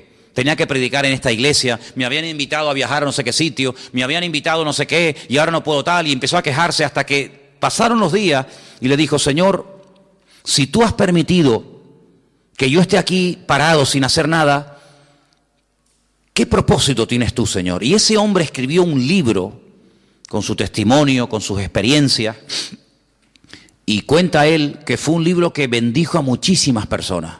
Un libro que fue de muchísima bendición, sus testimonios, las experiencias que había tenido con el Señor, las pruebas por las cuales había pasado y lo que había aprendido en el Señor. Y dice: yo conseguí más bendición y logré bendecir más a la gente con aquel libro que con 1000 predicaciones, viaja por aquí, viaja por allá, entra por aquí, entra por allá. Y él entendió que el Señor lo paró, ¿sabes?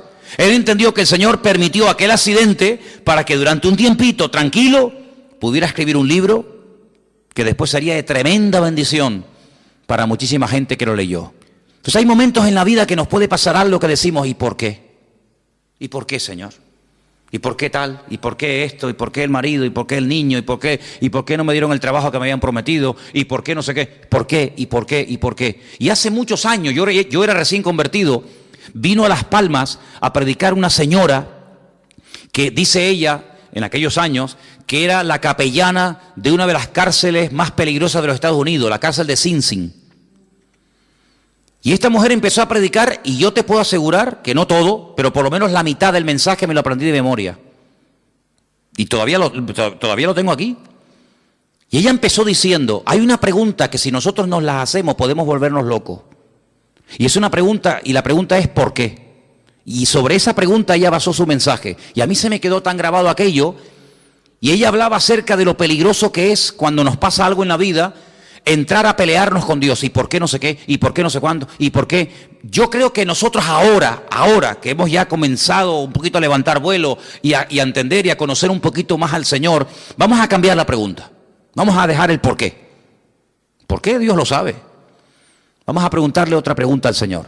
Vamos a hacerle esta pregunta: ¿para qué? El por qué no me interesa. Porque si yo soy cristiano, mi vida está en las manos del Señor, y el Señor ha permitido esta situación, Él sabrá por qué la ha permitido. Los que amamos a Dios, ¿qué dice? Todo ayuda para bien. Luego, el por qué no me interesa. Mi Dios sabe lo que hace conmigo, pero ¿para qué has permitido esta situación? Entonces, cuando comenzamos a indagar y a orar y diligentemente le preguntamos ¿para qué?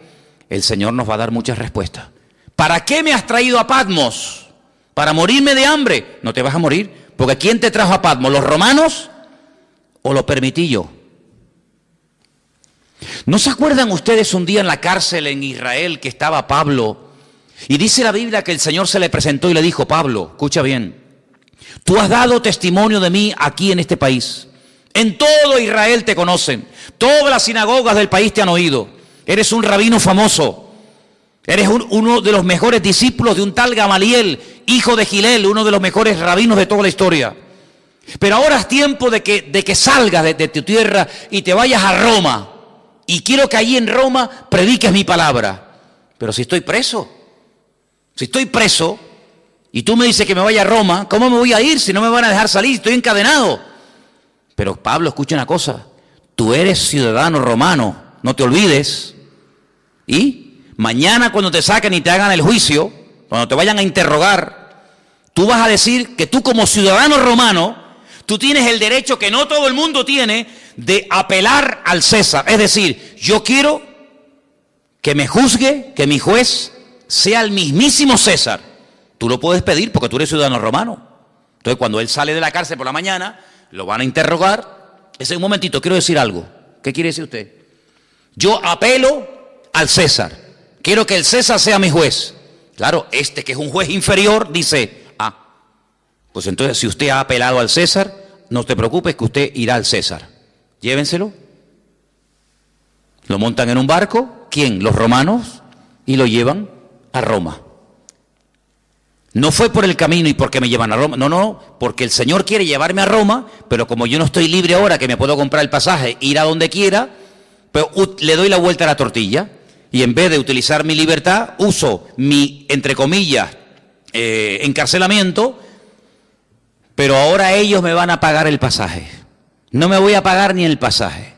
Me van a pagar ustedes el pasaje, me van a pagar ustedes la comida y me van a llevar al mismísimo César de Roma. Pero ¿quién va a ir a darle testimonio al César de Roma? ¿Quién? ¿Uno por la calle? No. O un preso o uno que pertenezca a la corte de Roma. Entonces, si no eres de la corte de Roma, pero eres un preso con ciudadanía romana, tienes derecho a que te juzgue el César de Roma. ¿No os dais cuenta que todo ayuda para bien? ¿Dónde nació Pablo?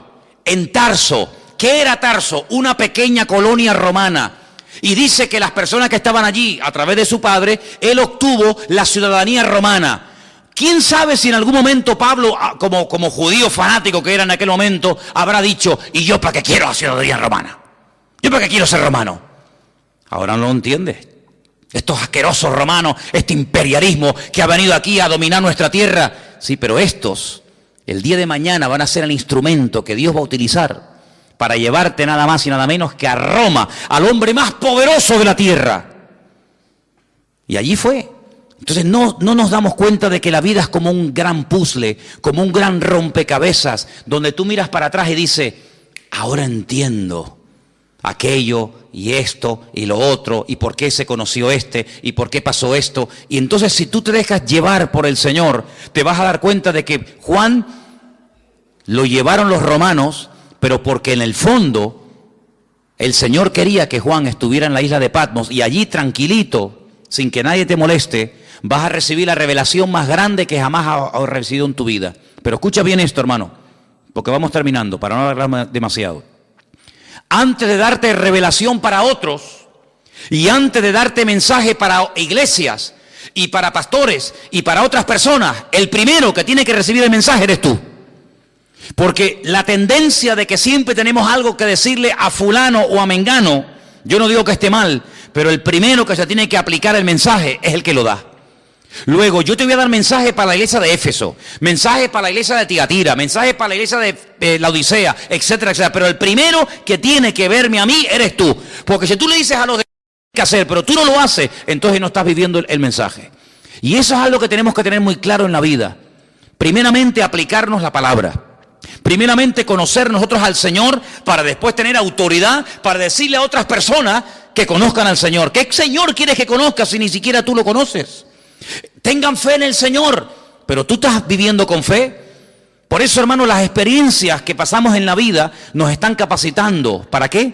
Para que después cuando vayamos a otras personas que están pasando por el mismo o parecido problema que yo he pasado, podamos entenderlos. Por eso yo muchas veces digo, cuando alguien se hace la pregunta, ¿en qué forma tú me quieres utilizar? ¿Con qué tipo de gente tú me quieres utilizar? Analiza cómo ha sido tu vida. ¿Con qué tipo de gente tú te has movido generalmente? Por ejemplo, hay personas que se han movido toda la vida en el mundo del deporte. Pues ya está, más claro agua. Ese es el terreno en el que Dios a ti te va a utilizar, en un nivel donde este y este jamás van a entrar. No le van a hacer ni caso. Pero tú que eres un deportista, te vas a mover en un nivel donde todo el mundo te conoce, tú sabes lo que es una lesión, tú sabes lo que es un campeonato, tú sabes lo que es el sacrificio, ese va a ser tu campo de misión. Hay otras personas que a lo mejor son médicos, no tienen nada que ver con el deporte, pero conocen a una serie de personas que se mueven en el mundo de la medicina. Ustedes saben que los médicos hablan de un lenguaje que le están diciendo a otro colega que te estás muriendo y tú ni te enteras porque se están hablando en clave. Ahí es donde Dios te va a utilizar. ¿Con qué tipo de gente? ¿Qué tipo de inclinación tú has tenido? ¿Qué tipo de experiencia, de prueba? ¿Qué tipo de dificultades tú has tenido? Por ahí van los tiros. Por ahí donde el Señor te va a utilizar. Claro, Dios te puede abrir nuevos campos. Claro, siempre lo hace. Pero generalmente utiliza tu pasado para que después tú en el futuro puedas servir al Señor con efectividad. Porque Dios no te va a meter, a menos que te haga un milagro y una transformación, Dios no te va a meter en un terreno en el que tú no sabes moverte. Dios te va a poner en un terreno en el que tú sabes moverte. Por ejemplo, ¿quiénes son las mejores personas para ayudar a otros drogadictos a salir de la droga? Un mismo drogadicto. Ustedes saben, los chicos que vienen los domingos a la iglesia. Dino, si algún día oyen un testimonio de Dino, ese chico estuvo en la droga. Pero es que ahora él puede ayudar a otros. ¿Y quién mejor que una persona que ha estado con depresiones toda la vida para ayudar a una persona deprimida? ¿Y qué mejor que una mujer separada para entender a otra mujer separada? ¿Y qué mejor que una mujer que ha sido violada o abusada para entender a otro que está pasando por eso? Hermano, no nos damos cuenta de que todo nuestro pasado es el terreno que Dios ha ido preparando para abrirnos puertas, para servirle a Él en el futuro. Entonces, en este libro, el primero que tiene que tener las cosas claras es Juan. Y quiero terminar leyendo estas últimas palabras. Yo estaba en el Espíritu en el día del Señor, dice versículo 10. Oí detrás de mí una voz, como de trompeta, y me dijo, yo soy el Alfa y el Omega, el primero y el último.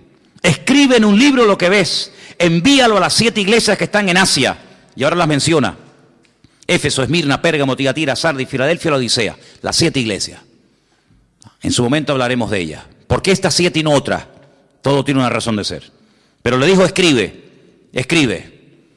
Ahora cuando vayamos al retiro, no sé si ya lo habéis leído, yo creo que esa parte le toca a los jóvenes. Hay un momento en el que el Señor le dice a Moisés, escribe. ¿Lo habéis leído? No lo habéis leído. Dice, escribe esto, esta batalla, lo que ha pasado hoy aquí, Moisés, escríbelo. Escríbelo para que las generaciones futuras no se olviden de lo que pasó aquí en el desierto. Interesante. Ahora le dice el Señor, Juan, escribe. ¿Por qué? Porque vas a ver tantas cosas y vas a tener tantas visiones y tantos sueños que después no te vas a acordar. Ustedes saben, hermanos, porque yo muchas veces le digo a la gente que es bueno venir a la iglesia a veces con papel y lápiz. Porque dicen las estadísticas, no las digo yo. Los expertos, los que están todo el día haciendo este tipo de estadísticas y de estudios, dicen que cuando una persona escucha un mensaje político, religioso, de la índole que sea, después de un tiempo, se puede llegar a recordar con el tiempo un 10% de lo que se oyó perfectamente. Y el otro 90%, algunos oyen 25%, pero generalmente, si yo les pregunto a ustedes dentro de 15 días de lo que yo hablé la semana pasada, muchos de ustedes ya no se acuerdan. ¿Quién es el que más se acuerda? El que lo dijo. Yo me acuerdo de los mensajes que yo he dado porque yo utilizo no solamente el haberlo estudiado, sino el haberlo dado, entonces me lo sé. Pero el que lo oyó, solamente el 10%. Pero fíjate cómo se dispara la estadística. Si una persona está escuchando una lección de un maestro, de un pastor o de quien sea, y escribe, automáticamente pasa del 10 al 80%. Es decir, usted me está escuchando a mí ahora. Si yo le pregunto a usted dentro de 3 días, muchas de las cosas que dije, algunas se acordará, otras no. Pero si usted tomó alguna nota y encima cuando llegó a la casa la repasó, el 80% usted es capaz de acordarse, porque además lo tiene escrito, que si solamente lo hubiera oído. Entonces, Juan, tú vas a ver lo que yo te voy a decir de los 2 testigos. Nadie ha escrito de los 2 testigos, nadie sabe nada de esto.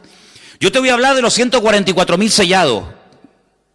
Yo te voy a hablar del falso profeta. Yo te voy a hablar de los 7 sellos, de las trompetas, de las copas de la ira. Yo te voy a hablar de la mujer que huye al desierto por 1260 días. Yo te voy a hablar a ti de tantas cosas que como tú no escribas esto, tú a las 2 horas no te acuerdas. Y si tú no te acuerdas, ¿cómo le vas a pasar el mensaje a los hermanos de Garcilaso de la Vega número 13? Imposible. Entonces, ponte a escribir, Juan, ponte a escribir, porque lo que se escribe ahí queda. Y entonces dice que cuando él se vuelve para ver la voz del que hablaba con él, cuando se volvió, dice que vio 7, quédese con este dato, 7 menorás, 7 candeleros de oro, 7. Y en medio de los 7, a uno semejante al Hijo del Hombre, vestido de una ropa que le llegaba hasta los pies y iba ceñido por el pecho con un cinturón de oro. Jesús nunca lo había visto, Juan, así, nunca lo había visto. Su cabeza y sus cabellos eran blancos como lana, como blanca lana, como nieve. Sus ojos como llama de fuego, sus pies semejantes al bronce bruñido, refulgente como en un horno. Su voz como estruendo de muchas aguas. Tenía en su diestra 7 estrellas, y de su boca salía una espada aguda de 2 filos, y su rostro era como el sol cuando resplandece en su fuerza. Cuando le vi, caí como muerto a sus pies. Esto nunca le había pasado a Juan. Juan nunca se había caído. Ese día sí. Caí como muerto a sus pies, y él puso su diestra sobre mí y me dijo: no temas, yo soy el primero y el último, el que vivo. Estuve muerto, mas he aquí que vivo por los siglos de los siglos. Amén. Y tengo las llaves de la muerte y del Hades. Escribe las cosas que has visto, las que son y las que han de ser después de esta. Y ahora le explica algo. El misterio de las 7 estrellas que has visto en mi diestra y de los 7 candeleros de oro, pone: las 7 estrellas son los ángeles los ángeles de las 7 iglesias, y los 7 candeleros que has visto son las 7 iglesias. Y a partir de ahora, él comienza a recibir un mensaje para cada una de estas congregaciones, que ya en su momento lo analizaremos. Solamente lo que les pido es que lo lean, capítulo 3 y 4 de Apocalipsis, muy sencillito, y van a disfrutar una barbaridad, porque este libro, como nunca antes, se tiene que predicar en las iglesias. Los pastores tienen que hablar más del Apocalipsis, caramba, y se habla muy poco. A veces hay pastores que me han dicho a mí personalmente: es que yo no puedo predicar del Apocalipsis porque yo no lo entiendo. Pues póngase a estudiar, estudie, prepárese, porque estamos en los tiempos del Apocalipsis. Estamos en unos tiempos difíciles donde las cosas están ocurriendo y los cristianos tienen el derecho de saber por dónde van los tiros. Si falta mucho, si falta poco, cuáles son las señales, cuáles no son las señales, y todo eso lo tenemos, gracias a Dios, en este libro maravilloso que es la Biblia, y encima de la Biblia el libro del Apocalipsis, que lo vamos a estar viendo, Dios mediante. No quiero que nadie en esta congregación diga: ay, pero es que el libro del Apocalipsis es muy difícil. Ya verá usted que va a disfrutar, y vas a ver que el libro del Apocalipsis es un libro maravilloso, que Dios lo escribió no para asustarnos, sino para bendecirnos y para ayudarnos. Además, no se olvide que cada vez que lo leamos, y ustedes cada vez que lo lean, van a ser bienaventurados, porque eso es lo que dice la Biblia. Amén, hermanos. Vamos a orar, por favor, en esta tarde. Se nos ha ido el tiempo. Nos ponemos de pie. Vamos a darle gracias a Dios por su bendita palabra. Que el Señor nos dé sabiduría. Y pido, por favor, a la iglesia que siga orando por el retiro que vamos a tener en febrero. Que puedan asistir muchos hermanos. Que podamos tener un tiempo precioso, en todos los sentidos. Los hermanos me decían al día del bautismo: oye, si el día que tuvimos el bautismo en el Puerto de la Cruz, ese día tan precioso, lo tenemos durante los días de retiro, esto es una maravilla. Digo, pues oren para que podamos tener unos días hermosos y vamos a venir muy bendecidos. Amén, hermanos. Vamos a orar. Señor, te damos gracias por tu palabra bendita. Gracias porque a través de ella aprendemos A través de ella se abren nuestros ojos espirituales y queremos verte a ti, esa revelación maravillosa, preciosa, completa, amplia, de lo que tú eres, de lo que tú quieres hacer, Señor. Señor, te pedimos que crezca nuestra fe, que podamos cada día crecer en conocimiento, en sabiduría, en discernimiento espiritual, para que podamos servirte cada día mejor, Señor. Bendice nuestras vidas y que cuando estudiemos y nos acerquemos a tu palabra y ahora a este precioso libro del Apocalipsis, podamos disfrutar y podamos descubrirte y podamos vivir una relación íntima y personal contigo cada día, porque tú así lo quieres para cada uno de nosotros. Bendice, Señor, nuestras vidas y guárdanos siempre de todo peligro y de todo mal. Te lo pedimos en el nombre de Jesús. Amén.